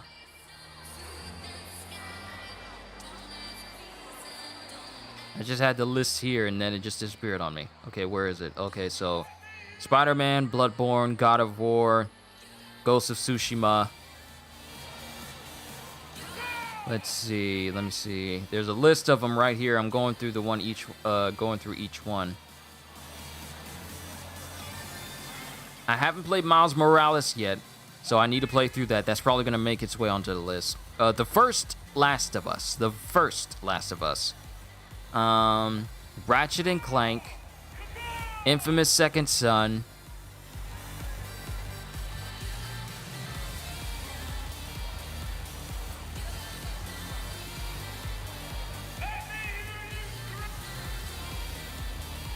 I mean, that's kind of 7 for me right now. I can't add Miles Morales to the list, but I can't really go into that. Eva Green. Random question: could Luffy defeat any of the various kaiju from the recent films? He definitely would not defeat Godzilla. I don't care how strong Luffy thinks he is. He is not beating Godzilla. Zay5, welcome. God of War is the best exclusive and will never be beaten until Ragnarok comes out, that is. Oh my goodness, Ragnarok. XD Hex, welcome. Wow, more people showing up. Some of your nemesises? We gotta fight. Maybe later. Oh, what's the matter, Spider Wimp? You afraid of my mighty horn? Hey, what are you... Come on! Hey, fight! Kick his ass, Spider-Man!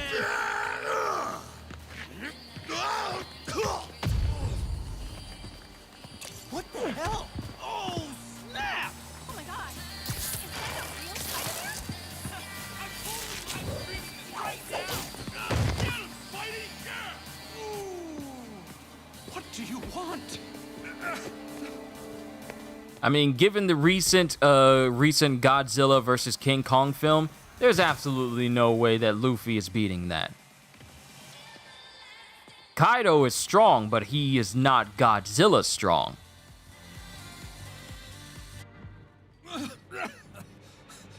Take it easy. Just tell me what you want. This is a joke, right? Those aren't real guns. Back, now! Let him go!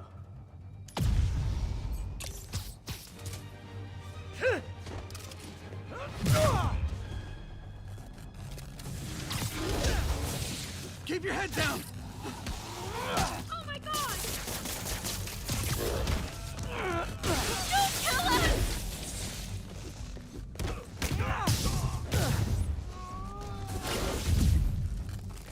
Don't kill us! Stay right there, good sir. Everybody okay? Yeah. Goku versus Saitama. Didn't they do a death battle on that?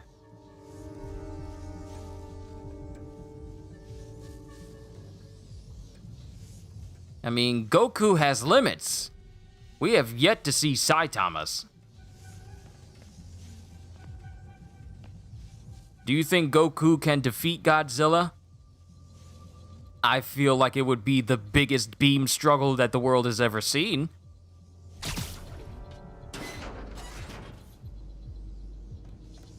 They put almost every exclusive in this 20 game pack. D-Train, hello Nakamas! What's going on?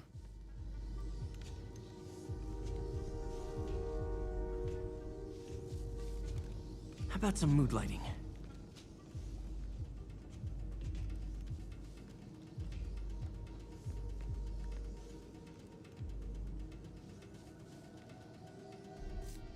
I almost forgot how to do electric webbing.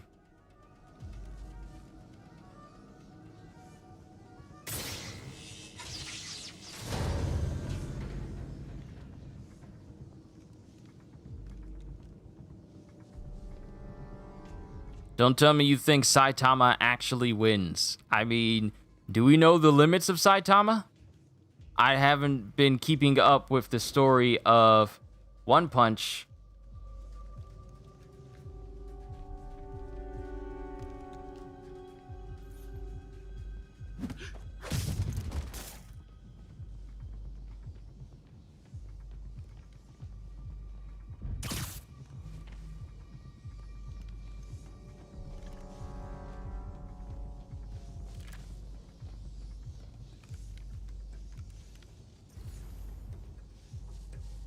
I haven't been keeping up with One Punch Man for a minute, so it's been a while, so I can't really say.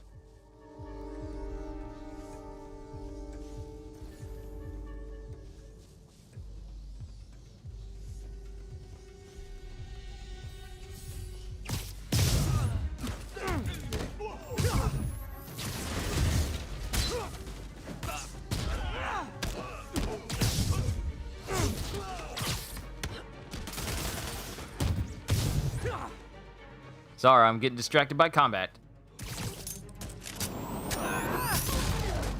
Ow.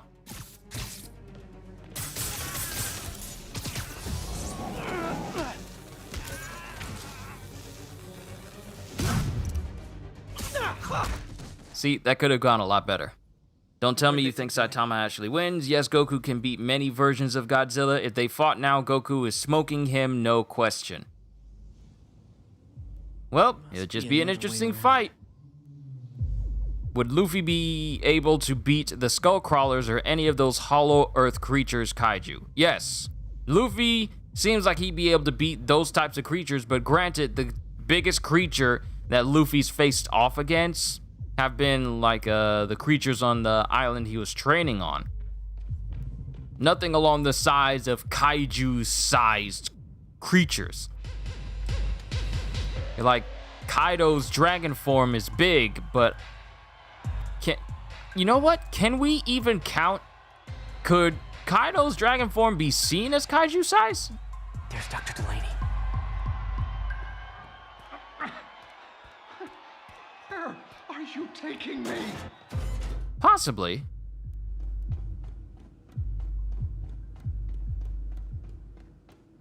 But then again, Goku versus Saitama is a little bit of a mismatching due to the fact that one character is just the strongest character in the game, and the other one is capable of fighting people who are essentially planet busters. So the power scaling between both Goku and Saitama is completely different due to the environment that they're in.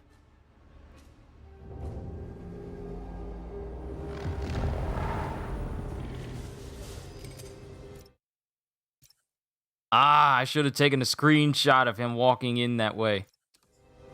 I should have taken a screenshot when he looked that way. Show's over, Lee. You know what? This'll do. This'll do. This'll do for a nice screenshot. There we go.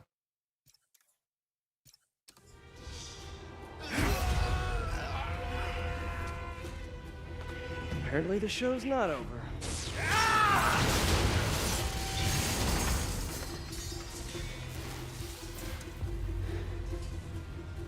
His name, Dr. Morgan Michaels.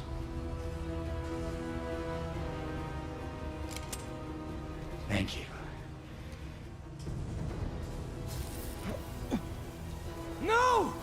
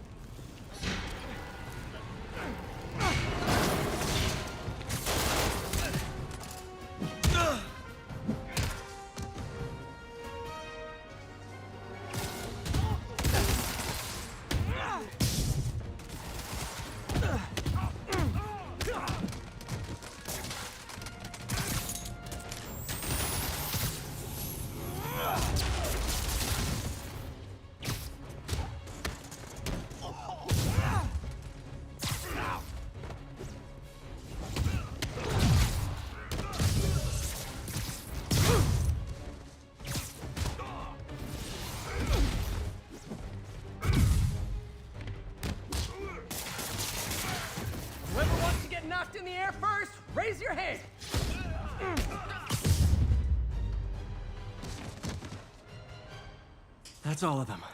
Gotta find Lee. I wonder what a One Punch Man game would be like. Like, I brought up a Hulk game made by Avalanche Studios, a Flash game, maybe again made by Avalanche Studios. I wonder what a Superman game would be like. You know what? That could work with Avalanche. Why not just have Avalanche Studios do a lot of these games? Homelander versus Omni Man. I have not watched Invincible, so I cannot give my opinion on that quite yet. I will watch it, but I can't give my opinion on it now.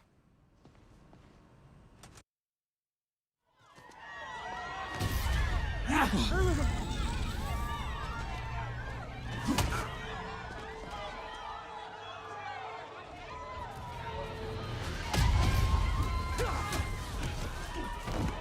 stop them from hurting each other.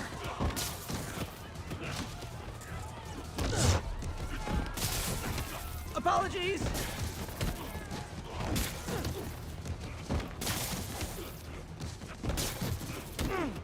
You'll be okay later!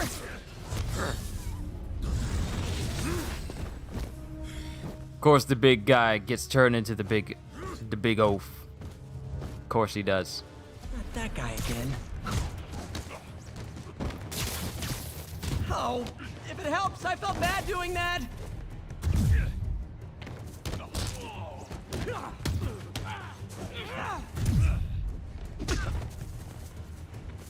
Insomniac, Marvel, Avalanche, DC. Now, I feel like Avalanche, if they have the chance, they should make a good Hulk game. What did Lee do to these people? But, you know, Insomniac has shown that they're capable of doing good Marvel games, so keep Marvel games with Insomniac. Yeah, Avalanche with DC. Because they can make a Flash game, and they can make a Superman game. Think about it. A Superman game by Avalanche Studios where you essentially have an entire country you can fly through with plenty of city areas. And you can take to... Oh, I'm getting... Oh, Karma, you done started something now. Now I'm brainstorming. Now I am majorly brainstorming. Because with the height ceiling for Just Cause, you literally can just be all the way up and above the clouds, which is where Superman could be hanging out to, you know, recharge himself and get exposure to the sun. Yes and no. Sable says they have him under protection at a safe house somewhere in And then when you see crime or hear crime, you can just speed through the clouds. The clouds literally part as you do sonic booms as you fly down to the ground. Plenty of destructible objects as well, because, you know, you're going to be interacting with, you know, superpowered beings like maybe Metallo, maybe Bizarro on occasion, depending on his mood. Lex Luthor, maybe. A lot of superpowered beings, Mongol, maybe even a surprise appearance from Darkseid. Just a Superman game in an open world made by Avalanche Studios, where you actually feel like Superman. It's not just you stuck in a city, because that can be boring, but maybe have some countryside, maybe a forest area, just a whole country-like area, sized area, Just Cause levels. For Devil's Breath? If it's as dangerous as we think it is, I can see why. Where's the And lab? you're playing as Superman. You're already getting me brainstorming on ideas, Karma. I blame you. Because now I'm thinking about it. Because, you know what? You know what?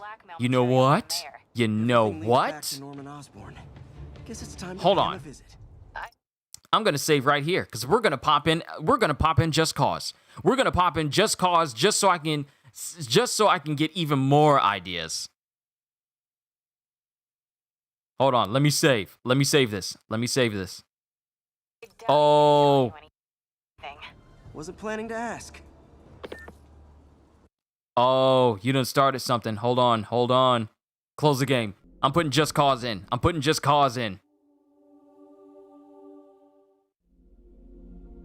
I'm getting ideas. I blame you, Karma. I blame you.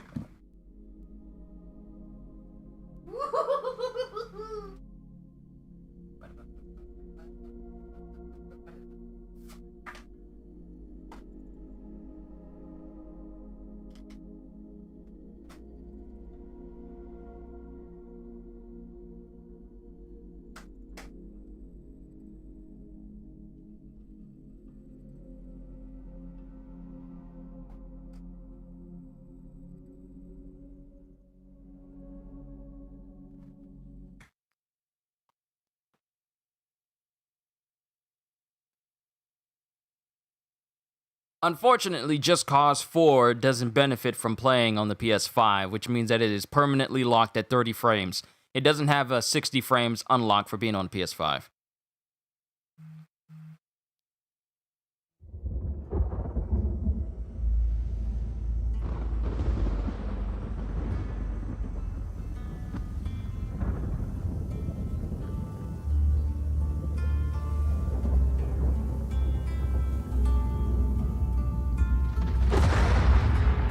We gotta wait for the game to load. Like I said, it doesn't fully benefit from being on the PS5. It runs a little bit better, but not 60 frames per second better, which is a little bit of a missed opportunity.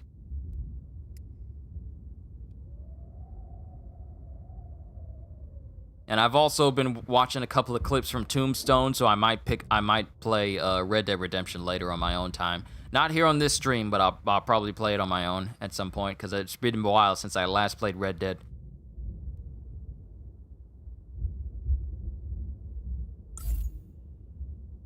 All right, so we're here.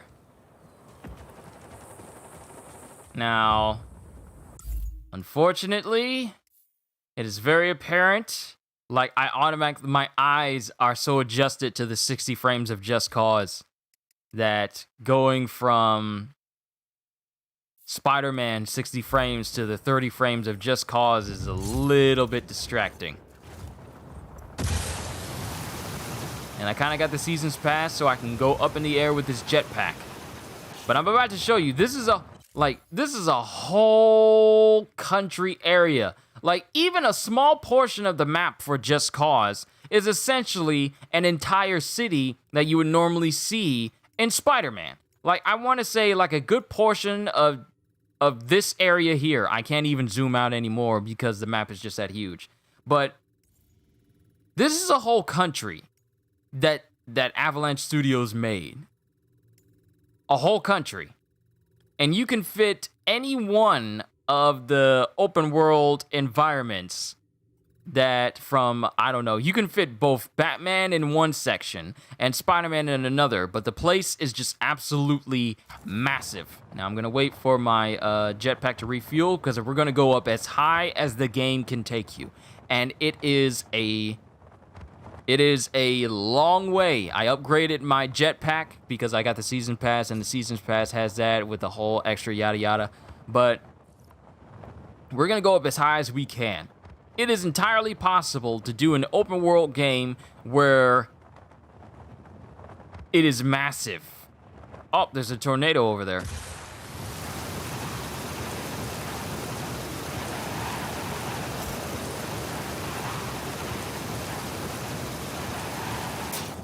Like, there's even inspirations for doing an open world Iron Man game.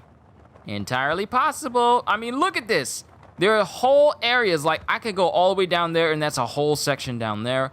Out there are city areas in different parts of this map, different biomes in different places. The place is just, this whole map is just absolutely massive, and it takes a long, long period of time. A long period of time to basically get anywhere. But I'm getting distracted. We're going through the clouds. We're going to the height of this game's height limit. We're going to the height. Because I don't think I've seen any other games that can have like high heights that you can drop from, say from games like Battle Royale games where you have to drop down into the map. But even then, they have limits. Collegio, what's going on? Wouldn't a Green Lantern game mostly take place in outer space? Possibly. Honestly, I wonder how that would work out concerning a Green Lantern game.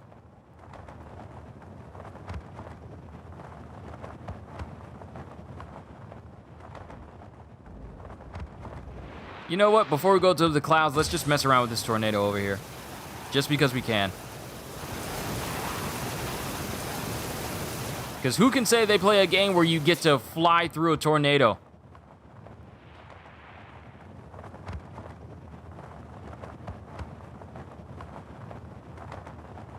And the tornado actually has an effect on the environment. If you use a parachute around it, it will whip you up into the air. And if you're driving a car, it will pick you up.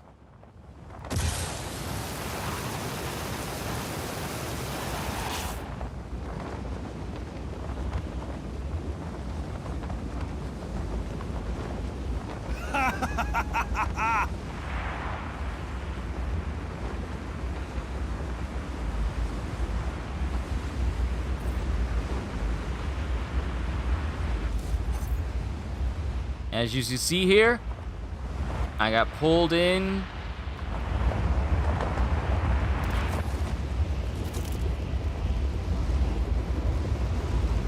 As you can see, the wind is whipping me up.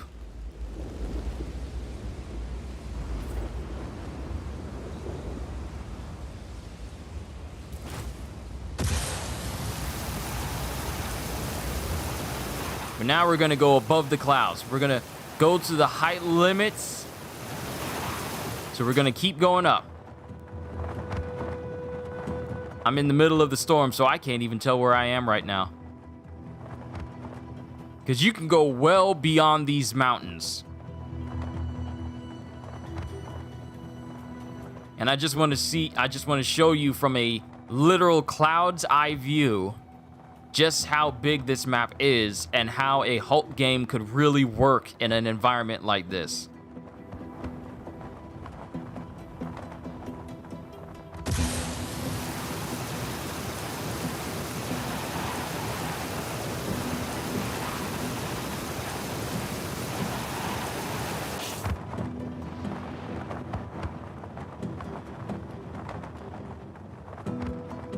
Can the tornado actually suck you in? Yes, it can. You saw it a little bit when I was kind of skydiving around it. It kind of tossed me to its other side, and it actually harmed me a little bit. And if I use my parachute, then the winds will literally pick me up at high speeds. So tornadoes are actually dangerous in this game. It's a good thing I didn't try to fly up from the ground level, otherwise it probably would have killed me.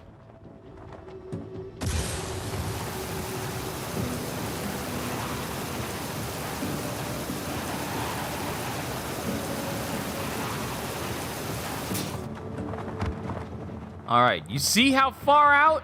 You see how big and expansive this map is? It'll take me a while just to get all the way down there, and I'm pointing at my screen like you guys can see my finger. But all the way out there, like where my reticle is, where I'm aiming towards, that's gonna take me a long time to get over there. And I have a jetpack. So it's entirely possible. Just imagine a Hulk game where and the thing is, this game is kilometers in length, literally hundreds of kilometers in length. So a Hulk game with this much open space, yeah, you better give that man 3 miles in a single jump.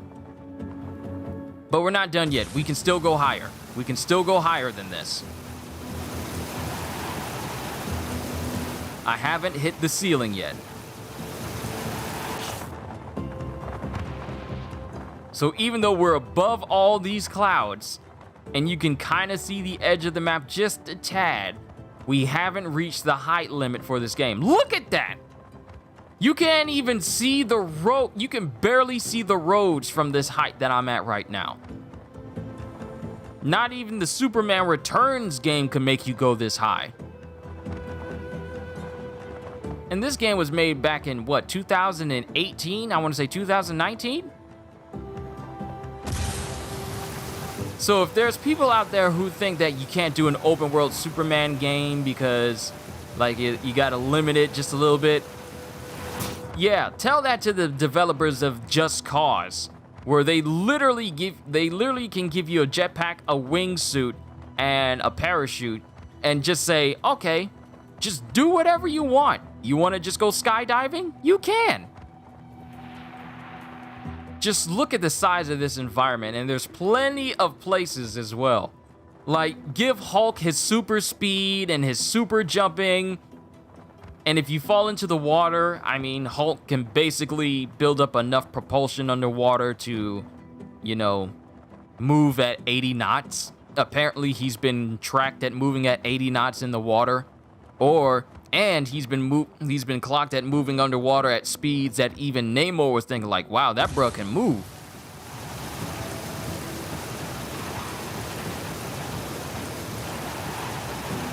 I am still going higher.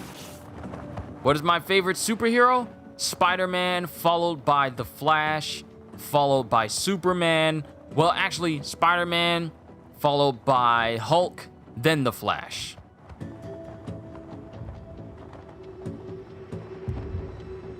Look how high I am. Look how high I am!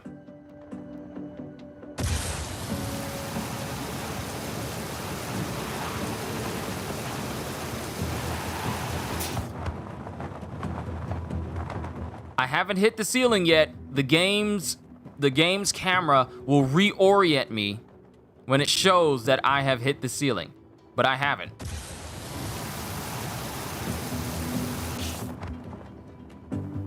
Okay, I think I have. I think I have now. I gotta see for myself. But just look at how much distance there is between me and the ground.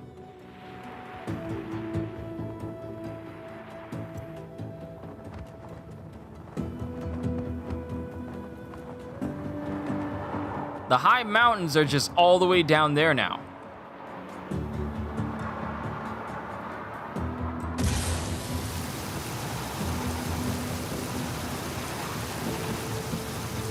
Okay, that's the limit. This is now the limit. Look how high we are. Look how high we are.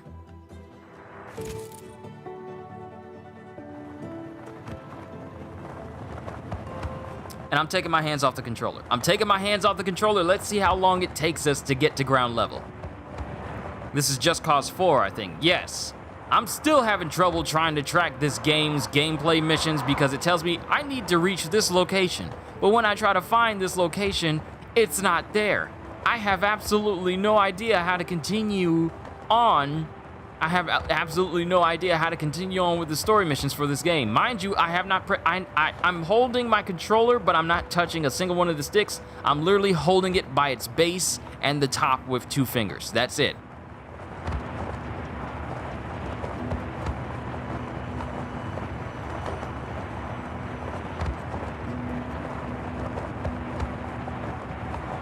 I remember playing through Just Cause 2, where I could go skydiving and I could drop out of a plane.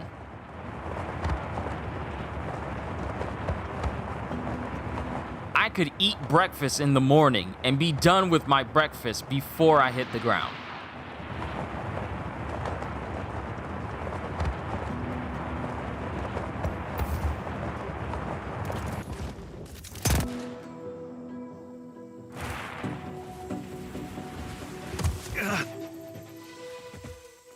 Not a happy landing.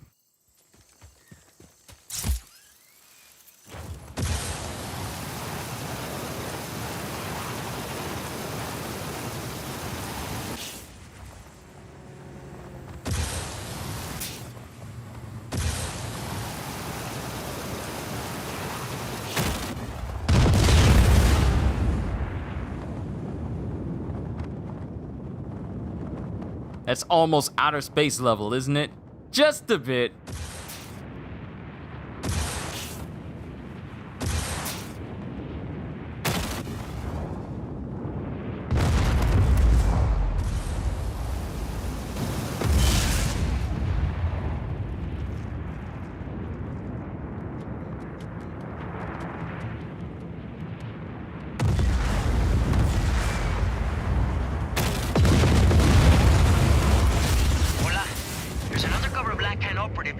I need to get out of here before anything else blows up and kills me.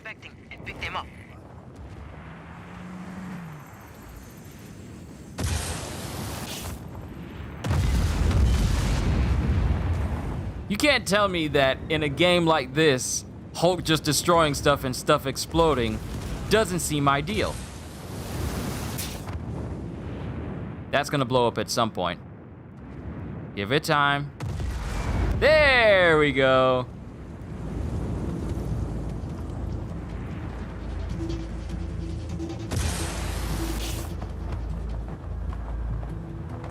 Your eggs always stick even when you use butter. Any suggestions? I can't tell you since I don't really cook eggs. Like my sister does, but it just tends to be like scrambled eggs, so I honestly can't tell you.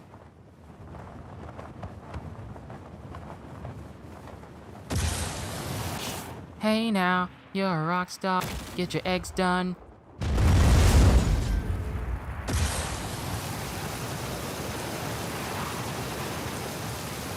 That did not look good. I think I hit the building so hard I went through it and then teleported on the other side.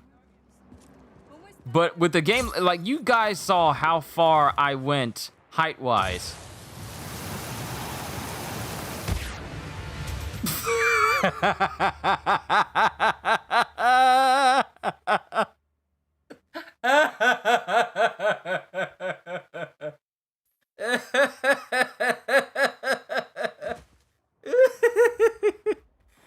Oh, that was a horrible way to land.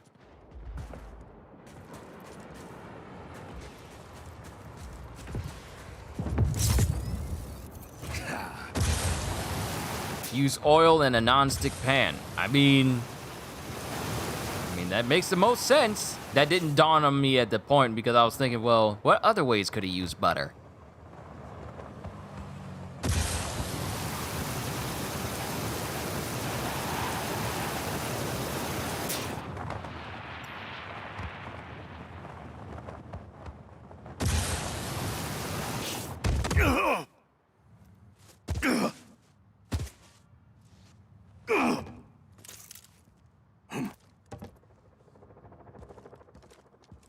I was trying to thread the needle just a little bit, but it didn't work out.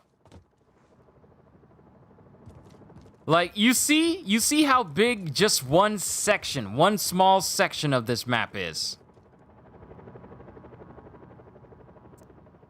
I would like to think that the entire city of New York and Marvel Spider-Man could go from the ends of that region all the way to, I want to say, maybe as far as that mountain range out there. But this is a whole country. So imagine a Hulk game built around Hulk with this size.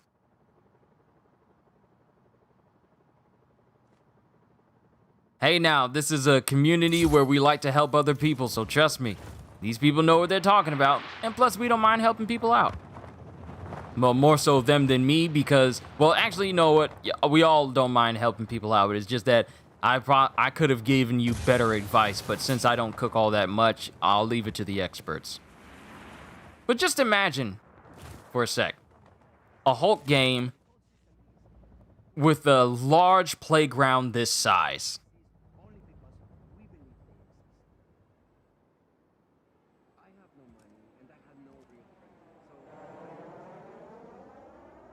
Hey now, we do not sing that song here. Let's roll.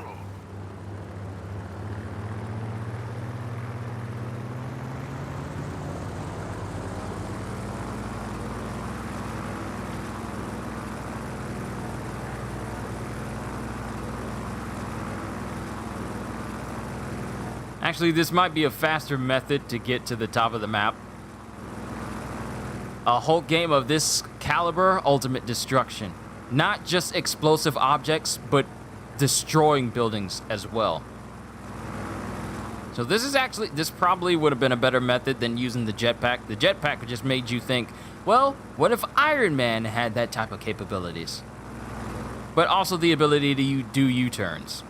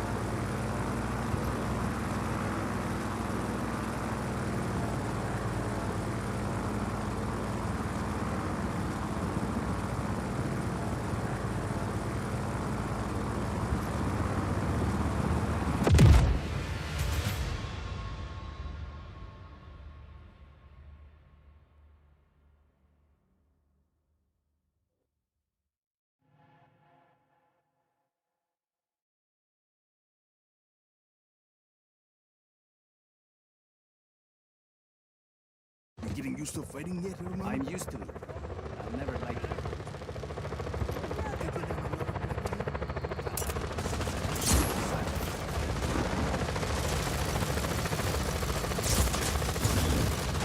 Excuse me? We're under attack, Command! Your support is en route. Oh yeah, Command! He's in a helicopter! We read you. Enemy is in a helicopter.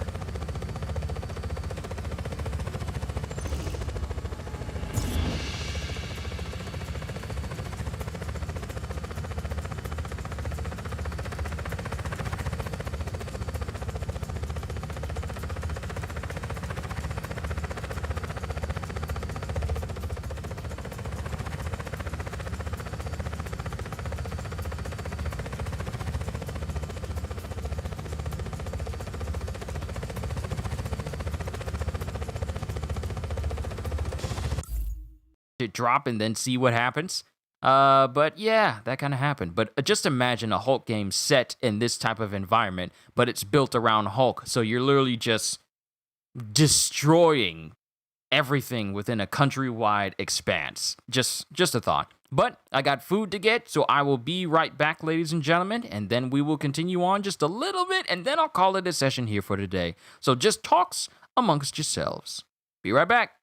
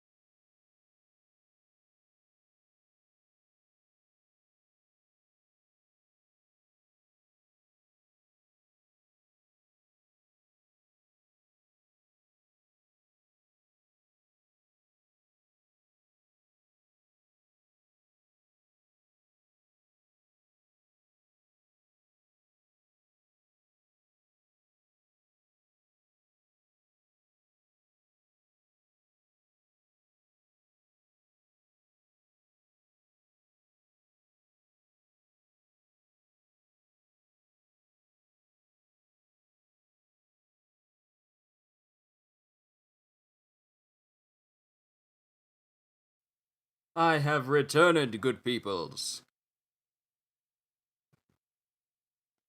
So, back to it. I got a pursuer.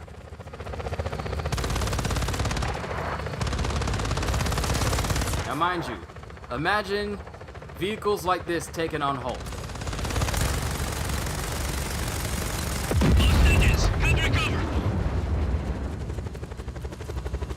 Like full-scale helicopters, tanks and jets, the works. But since you're Hulk, you got all the capabilities of Hulk, such as, you know, him running at speeds and being able to keep up with jets and everything like that. Set in an environment like this, yes, it would work.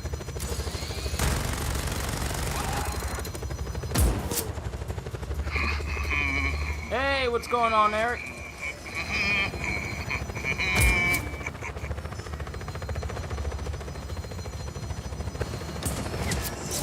Ah, that's how I hang.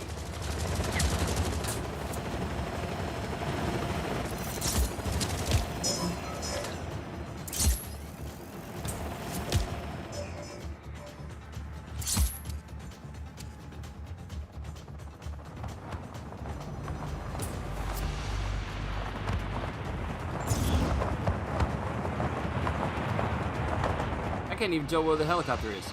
Nero, what's going on? Command here. Find that hostile.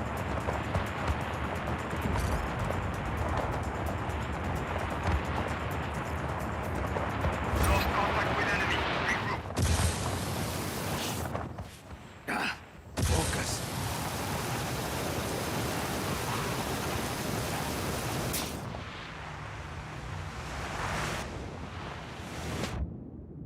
And then just disappear into the water.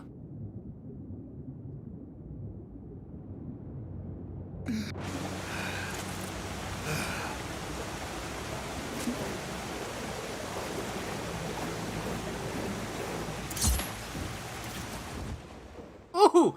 Oh, you guys have got me brainstorming now. So here's the thing. Going into an environment like this with Hulk, the destructibility of an Avalanche Studio game, but also the emphasis on power of a Saints Row game. Oh, it's time to switch over to another one to get some more ideas. Y'all done started something now. Y'all truly started something. Wait, is that downloaded? I was about to say, what? Why does it look like that? Like it has still got a progress bar going. But to Saints Row, the re-elected edition, the super-powered, superhuman jumping and the speed you can reach.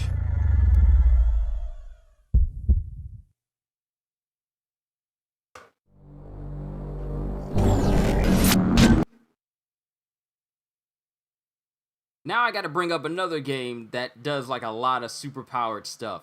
Specifically Saints Row 4, where you're basically in the Matrix and you're just overall superpowered. And while that's loading, I'm gonna enjoy myself some of this homemade enchilada! How was I supposed to know that MI6 would end up offering me asylum? Do I play Persona 5? I started playing it, but I need to get back into it. But I'm enjoying it so far, and I haven't even got into the nitty-gritty of the game. And is it good if you play it? I don't remember seeing it in your channel, but maybe I'm wrong. I've never done a series on Persona 5, because when I told people, specifically, I want to say it was either FP or someone else, I told them that if I started,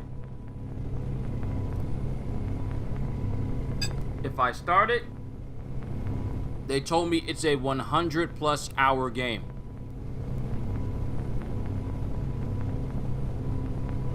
So I figured I'd play it on my own time and not rush, because I have Persona 5 Strikers, the action Muso type Persona game that came out, but I've never opened it because I want to finish the first Persona first, because apparently the narrative is actually continued in Persona 5 Strikers.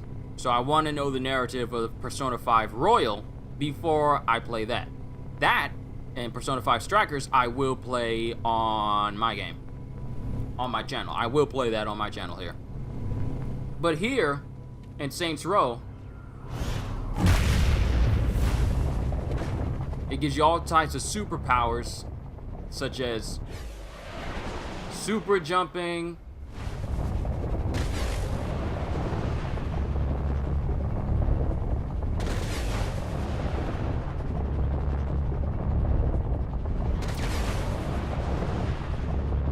and you can't tell me that chain jumping as a Hulk would not be possible with something like this.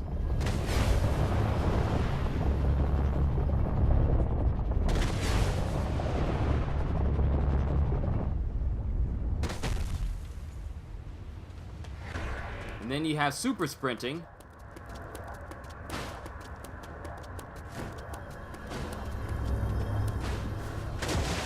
I haven't unlocked the ability to run at super speed on water yet, but it is possible.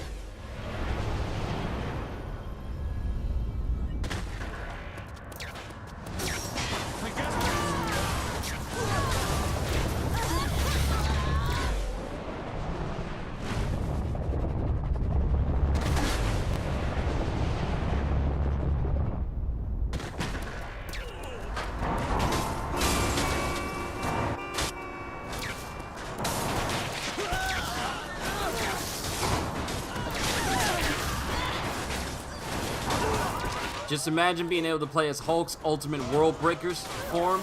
Oh, it would be so amazing. In a game as big as Just Cause, with the power and speed and jumping of Saints Row, and the destructibility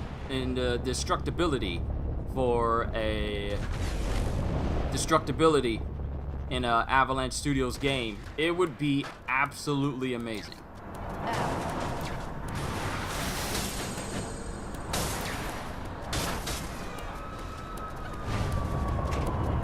Yo, I do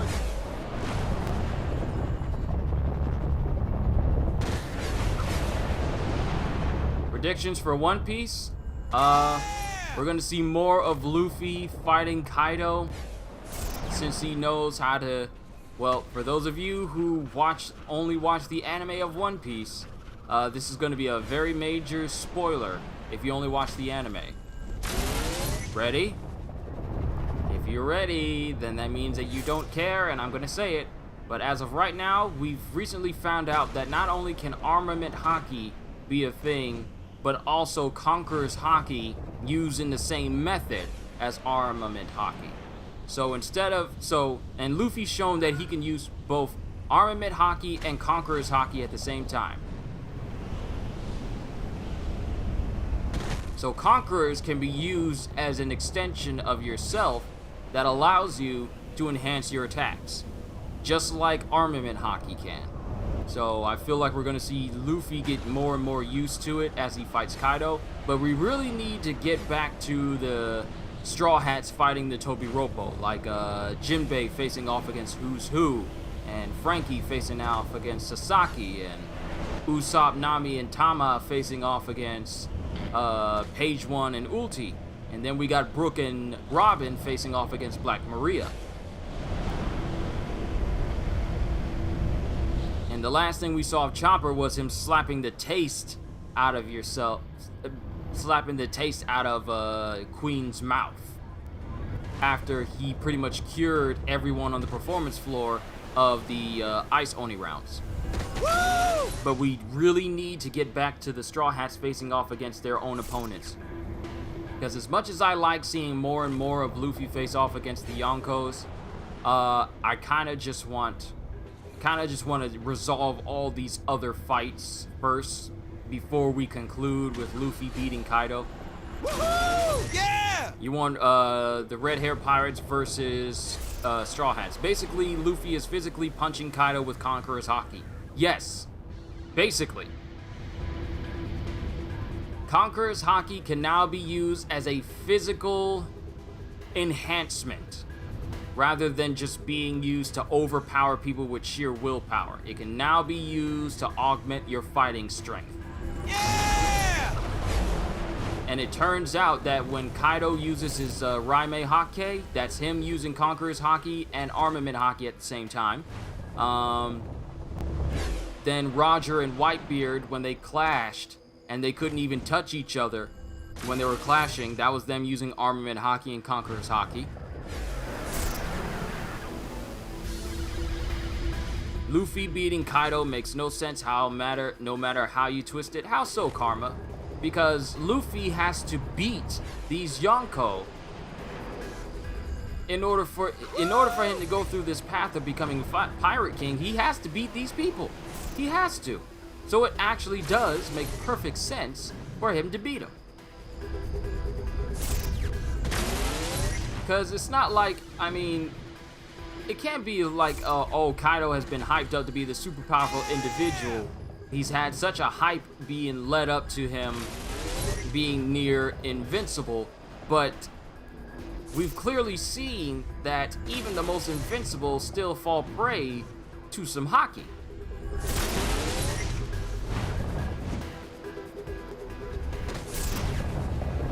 So Luffy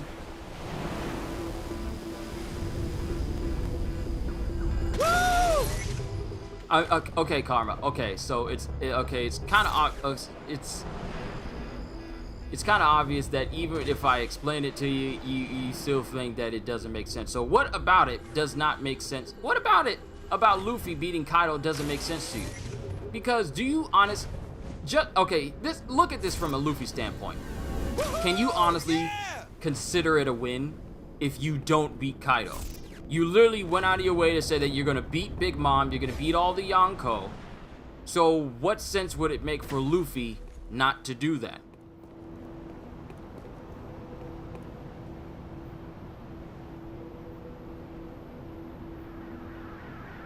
You mean to tell me a Luffy who trained 2 years is beating a Kaido that's in the game for way longer? I mean, if you put it that way, he should have never beaten Katakuri. Because Katakuri is older than Luffy, and he's been in the Conqueror's Haki Future Sight game for a minute as well. And if that's the case, then Luffy should have never beaten him.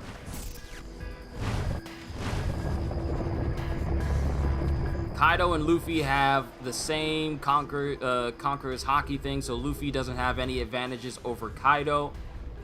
But here's the thing. For all we've seen, for every person that has faced off against Kaido, no one has been able to use Conqueror's armament like that before. Because even Kaido says that even amongst people who can use, Luffy can't, and I meant can't defeat Kaido. Luffy shouldn't have beaten Katakuri. That fight was rigged. Same with Doflamingo and Crocodile.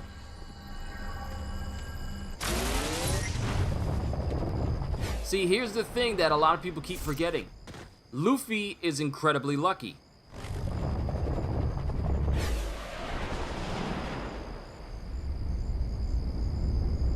No matter how many times people have tried to kill Luffy or tried to beat Luffy permanently, he's always had this 1% chance of surviving. Even Basil Hawkins said that no matter how many times he tried to see Luffy's death in his cards, he could never get it to fall below 1%.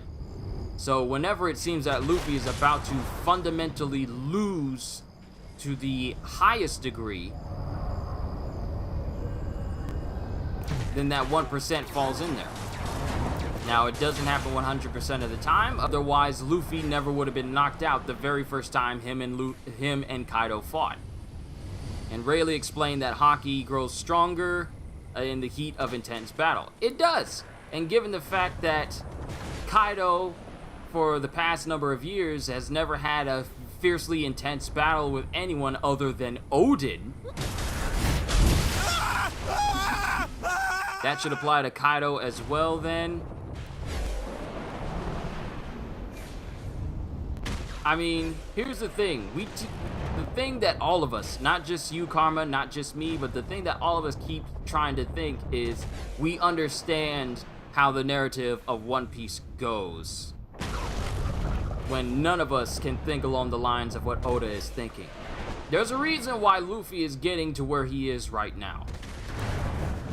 You may see it as just flat out plot armor.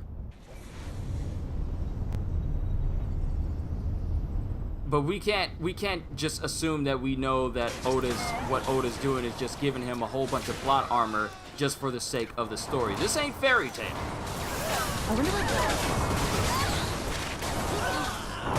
Kaido tanked a King Kong punch by Luffy, by the way. Yeah, he did. But Luffy wasn't using Conqueror's armament then. And since he learned, and the thing is, Luffy is an on-the-fly learner. So that kind of plays into the combat as well. Think about it. Every time Luffy gets hit with something, he starts to learn about it. He immediately starts to learn about it and starts to adapt towards it.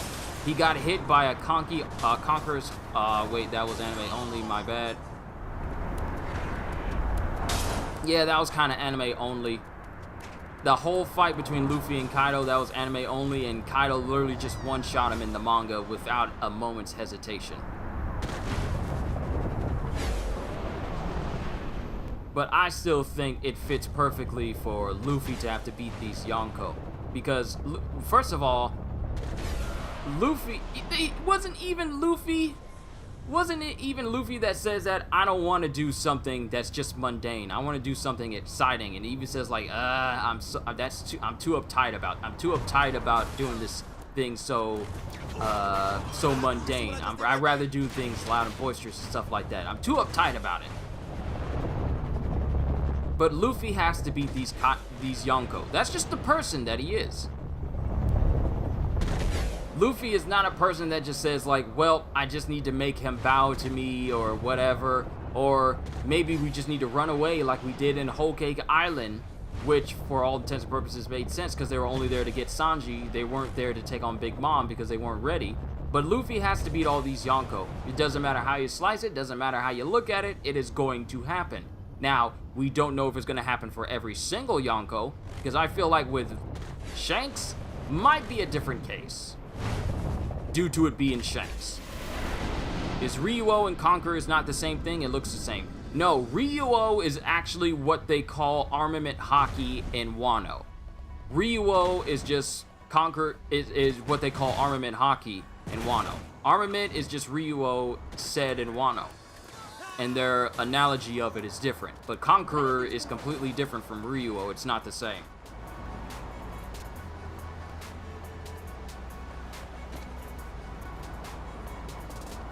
If Luffy uses Snake Man, Ryuo, and Conquerors, I know Roger's base put up like a little tweet about people who could have Conquerors. Now, I haven't seen his... It's going to happen, but will it make sense? Absolutely not. No, you're forgetting one thing, Karma. If it doesn't make sense to you, then it's not gonna make sense to you, Karma. You're the only person as of right now that kind of thinks this way. So it's only gonna not make sense to you. Doesn't matter how you slice it. But Hyogoro taught him the Conquerors thing. Wasn't that you? No, Hyogoro did not teach him how to use Conqueror's armament. Rayleigh didn't teach him that either. He just learned that while he's fighting Kaido. He just learned that.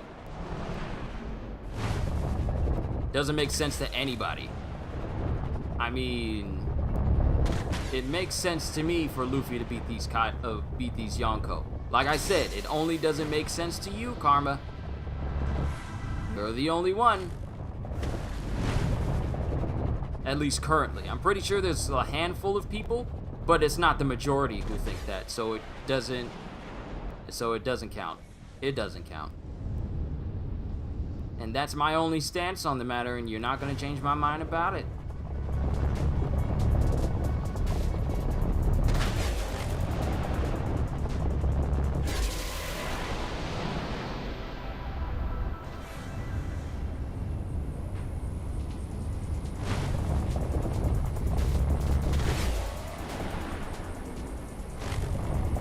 Going back to the superhero thing, Hulk jumping like this, but you know, clearing 3 miles. Like, look at this.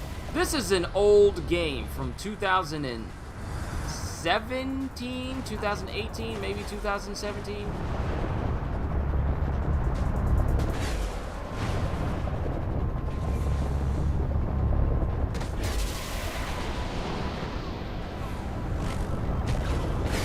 Trying to understand, but there's literally nothing Luffy has over Kaido except plot armor.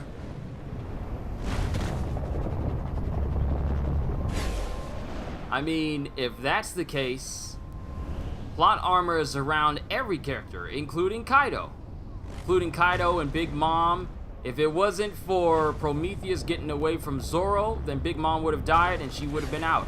But the plot demanded that she live and that Prometheus get to her.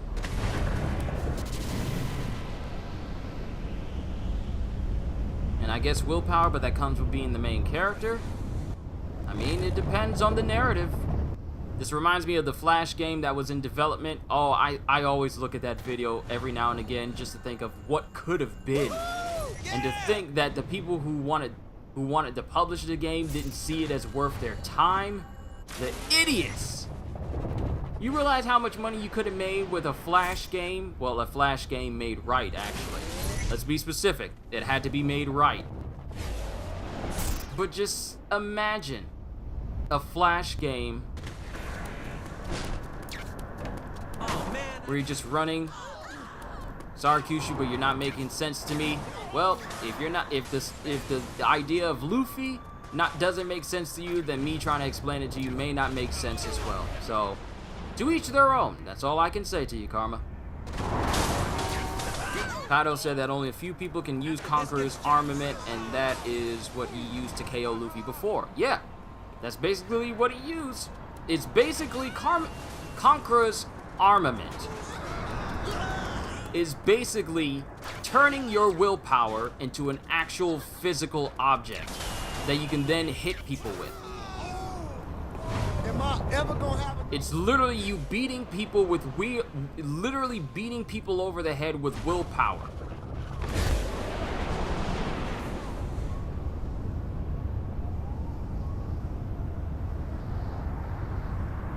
So it's a unique concept, so I can't wait to see when Luffy beats Kaido, that moment. Now the thing is, once you get past Kaido, you gotta have someone bigger than him. Because as of right now, Kaido is the strongest opponent Luffy has ever faced since Katakuri.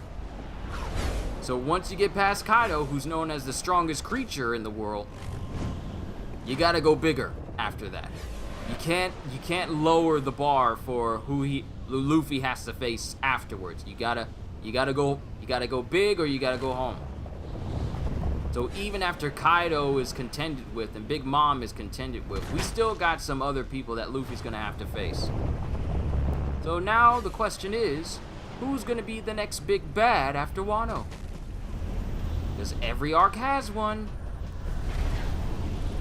Will it be the world government? Will it be Blackbeard? Will it be Im-sama? Only time will tell. So when Luffy beats Kaido, that's where things is gonna start to pick up just a bit.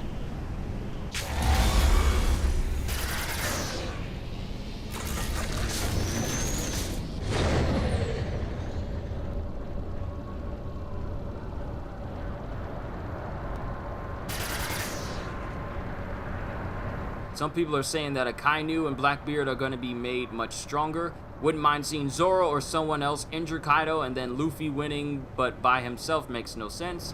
Well, we already got the part where someone's injured Kaido because Zoro's kind of did that with his Ashura's Dead Man's game, and he's now left a permanent scar across Kaido. So now Kaido has a new scar thanks to Zoro. I think Kaido is physically stronger than others, but other opponents will prove difficult in other ways, like Blackbeard's fruit may be hard to deal with, or those will be clean 1v1s. Simply was, oh, okay. Or even a team attack, but 1v1, Kaido will win. That's what people have said. That's what people have said a lot. People have said that no matter what happens, Kaido will win.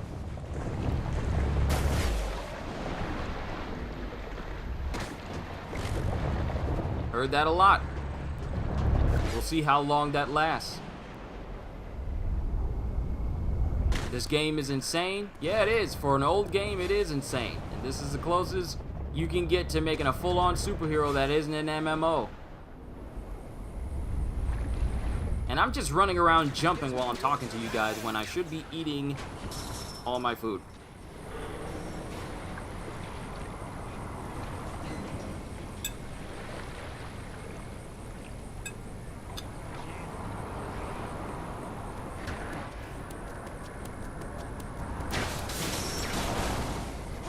I know, I'm handsomer in person.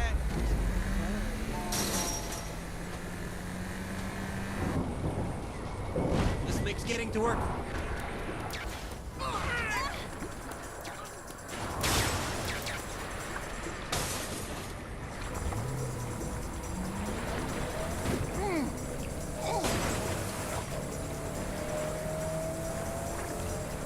Why use a car when you can move at super speed? Yeah, it's really neat.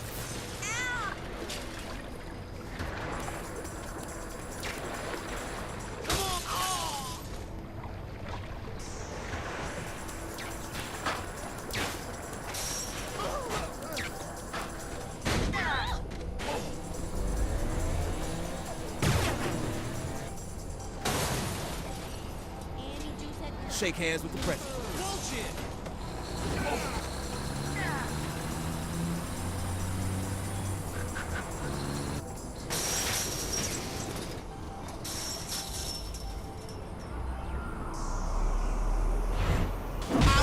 Everywhere.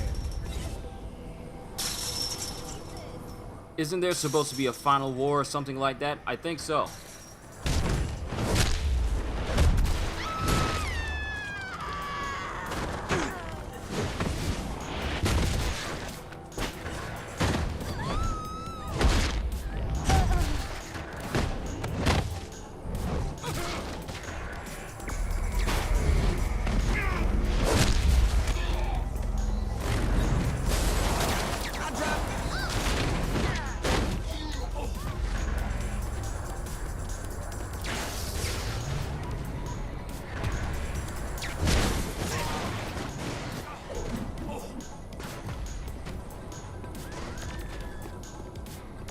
I do think it's a little unfair that Luffy is getting all the hockey power-ups when Oda said that Sanji has the best observation, Zoro has the best armament, and Luffy has the best conquerors.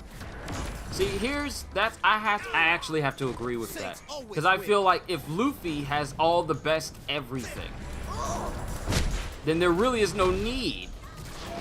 There really is no need for a monster trio when you think about it, if Luffy's just gonna have all the best stuff. So I feel like Sanji and Zoro have to catch up a little bit. Sanji, because it's already being said that Zoro has conquerors, which I believe someone said that Zoro's gonna get conquerors, and I never agree with them. Well, I feel like I gotta eat my words now. But it's looking like Zoro's getting conquerors now.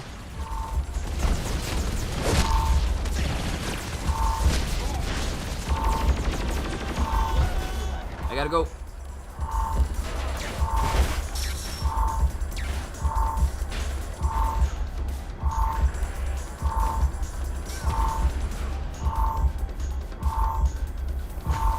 Am I really beating up civilians right now? Yes, I am.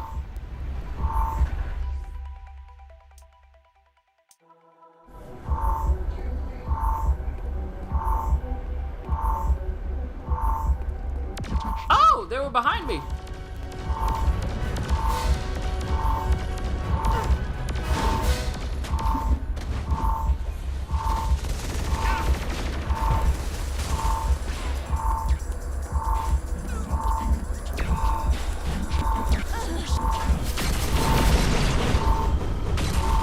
Anyone else want to try me?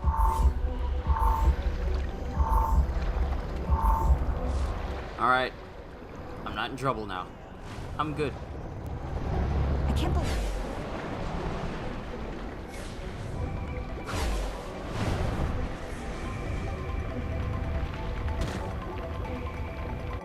All right. So that's just the superpowers that you can have, and that's just the superpowers inside of Saints Row. But it's Just the ideas, like mixing Just Cause 4 with Marvel games. Then mix the superpowers from Saints Row. Just a big ol' open world. Next gen on the PlayStation 5. It's just...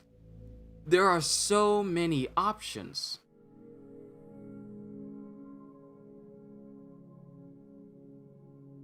And now I kind of want to play One Piece. It's a shame that they stopped supporting this game. They could have introduced so much. Introduced more characters, more missions, more content, but no. It just had to be bare bones about it. Such a disappointment.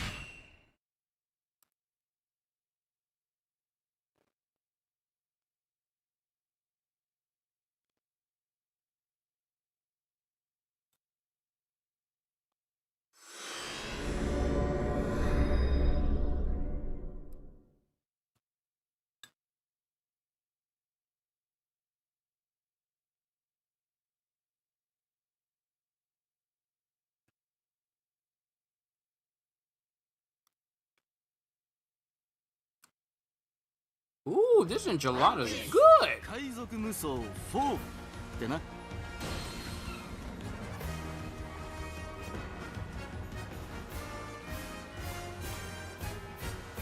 And you know what? I love how this game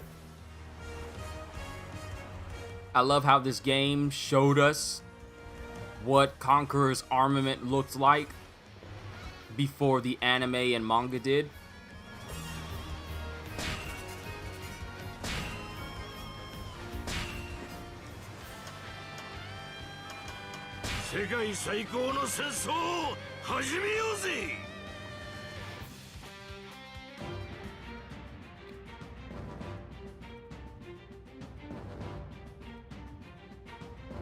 Let me find out when he used his Raime Hotkey. Way back when. What chapter was that in? Was that before this game even released? I need to find out. Because this game actually kind of spoiled a lot of what would happen in the Wano arc before we actually got there.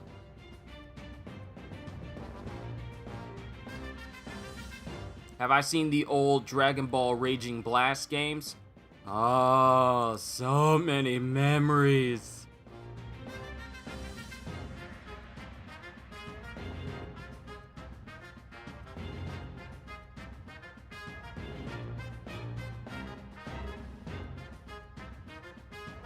Okay, it was in chapter 923. Chapter 923, and that chapter was released in 2018. When was Pirate Warriors 4 released? I think that might have been released. Pirate Warriors 4. Nah, it showed up in the anime beforehand. Yeah. So, Raime Hotkey first appeared in chapter 923 in 2018 on November 5th. And then the attack appeared in the game, but even back then, it kind of showed off Conquerors back then. Have to leave now, see you later. Alright, Collegio, you enjoy yourself in the rest of your day. I'm just messing around with a bunch of different games, and now I'm playing One Piece now, so this is just a whole bunch of extra going on right now.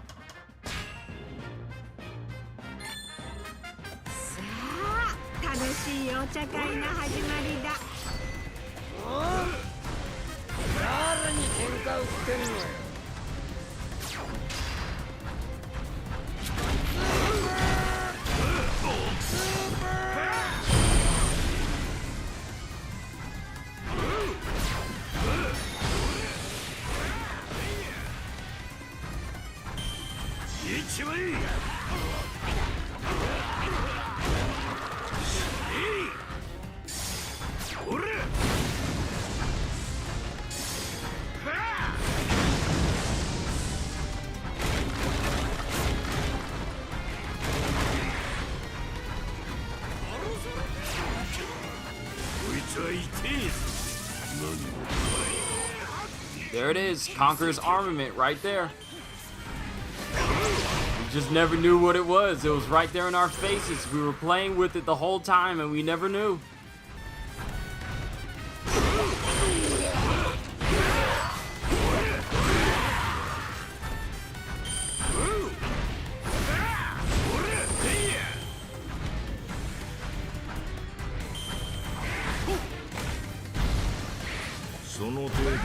く俺に挑もうと思ったはいどう相変わらず化け物じみて力がねてめえらの武器をよこしな俺のが海賊ごっこだった本物を教えてくれよアイドウさんよてめえらの武器をよこしな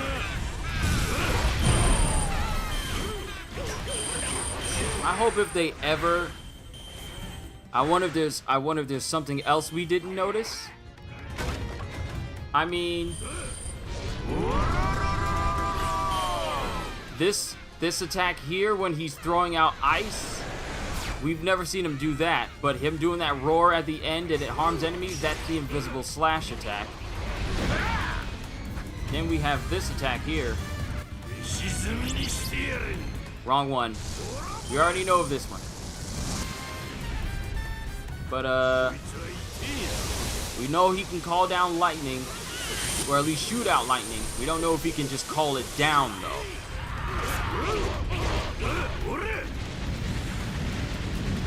Fireballs, we know he can do. But who knows what other attacks have been shown for characters in the game that we just never paid attention to. Like, even right here, you can see the attack. And it builds up lightning around it. That is Conqueror's armament right there. I like to call it Conqueror's coating. But,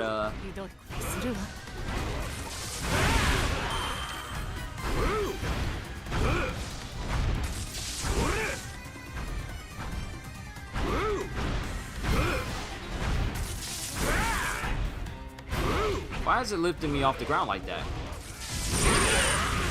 Next game, we'll be able to play as his hybrid form. Next game, they better bring all that extra content and make it so that you can actually level up your character and not just use a simple skill tree to do it. Because even though the skill tree opens up a lot of things for you, it just feels limiting. That roar attack is the one he used to cut off Kiku's arm, isn't it? Yes, it is.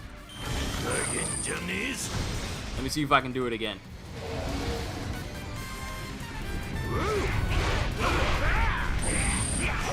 No, wrong one.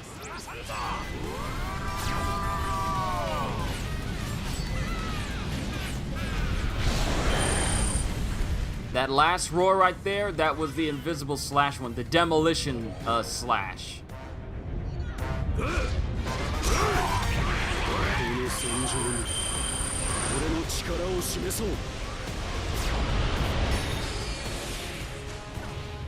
And I think that one was his tornado spin attack as well. Hold on, let me pull up his devil fruit so I can get the name of it.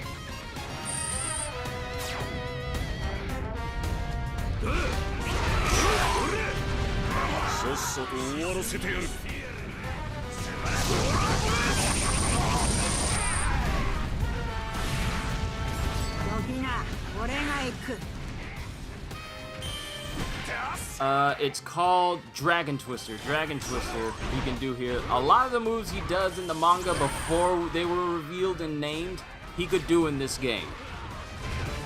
So it just brings up a lot of things.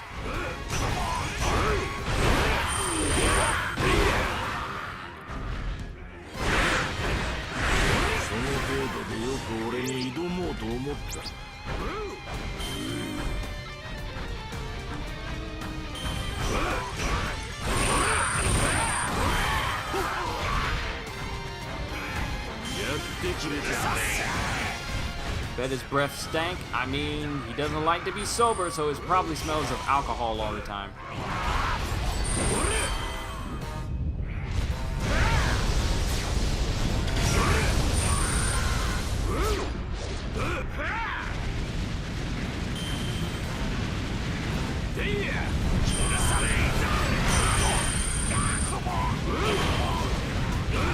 But since he's too big, I can't really fit in some spaces.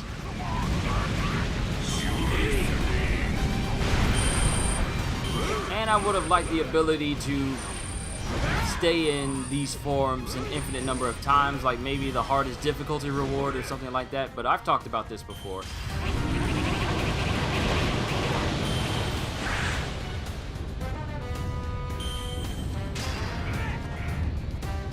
And and the movement seems a little bit janky in the turning, because like, look at his body spin around. It spins around on like a swivel rather than it be completely serpentine. So that's just a minor thing.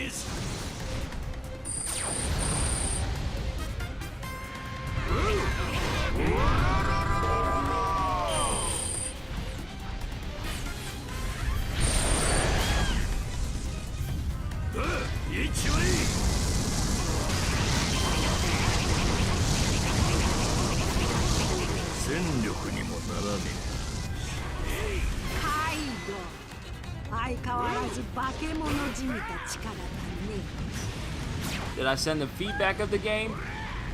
There's no way how, because the survey doesn't count as feedback, and tagging them in Twitter posts gets absolutely nothing. There's absolutely no response from them.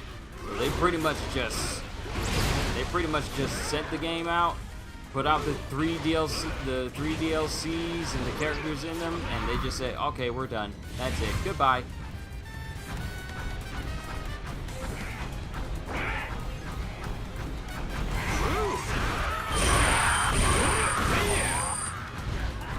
And I keep missing the person I actually have to beat.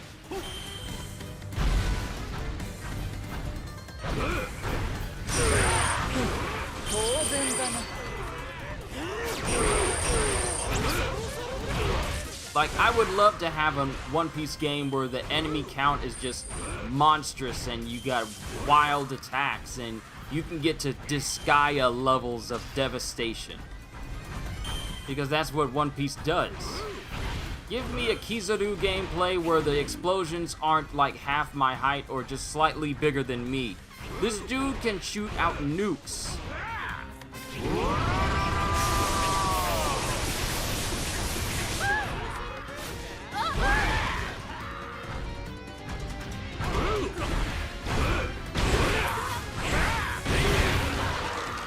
Someone made a post on GameFAQs and you sent feedback, they received it, but still nothing happened, and I definitely wasn't the only one. Wouldn't be surprised.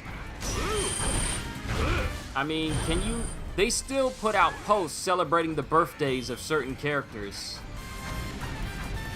They still put out the birthday posts on Twitter celebrating the birthday of One Piece characters in Pirate Warriors 4.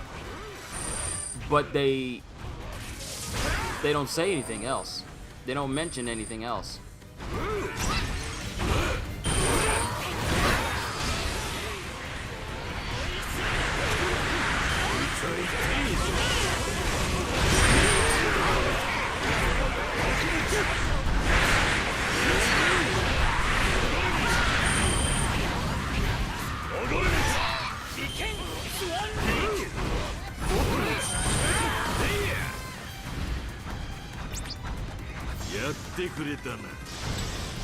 So yeah, we put out feedback.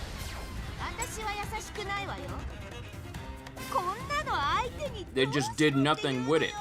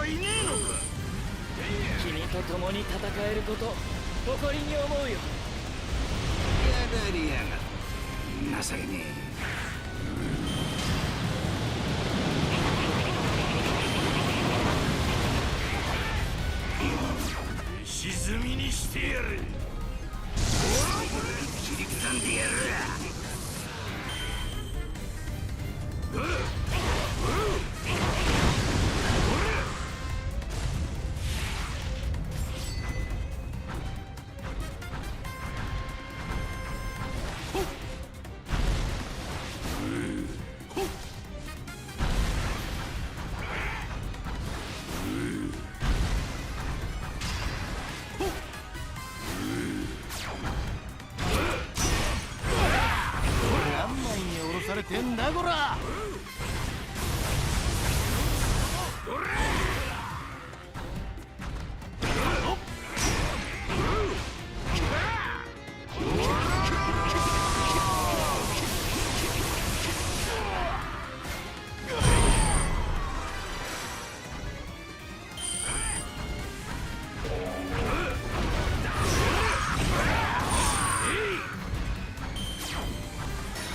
Trying to bring it to a close here. This will probably be the last thing I do tonight. Just wanted to play a little One Piece here.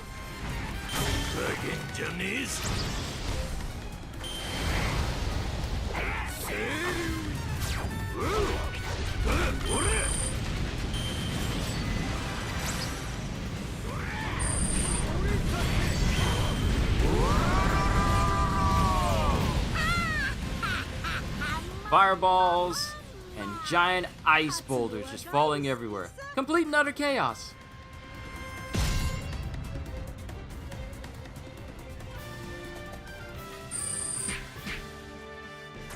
また生きちまった。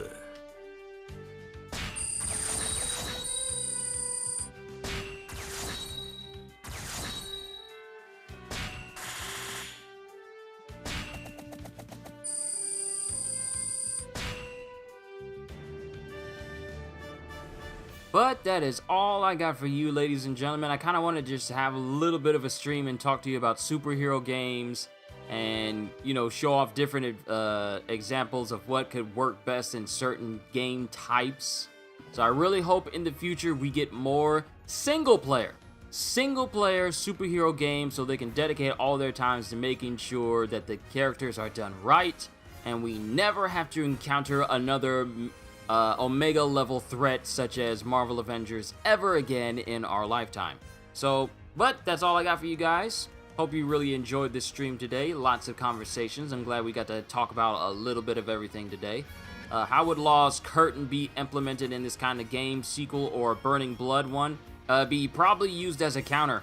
Probably used as a counter move. That's just my thoughts. But that's it for tonight, ladies and gentlemen. I'm gonna go ahead and eat the rest of my food and finish it off real quick, and then I'm just gonna chill for the rest of my night. What if there's another version of advanced observation, like being able to see from ridiculously long distances? That would be great for Usopp. We're gonna have to see just how far hockey will go.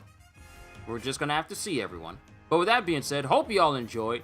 Can't wait to see you all in my next video. If you're new to the channel and you enjoyed what you saw here today, then consider subscribing because I am always looking forward to entertaining you.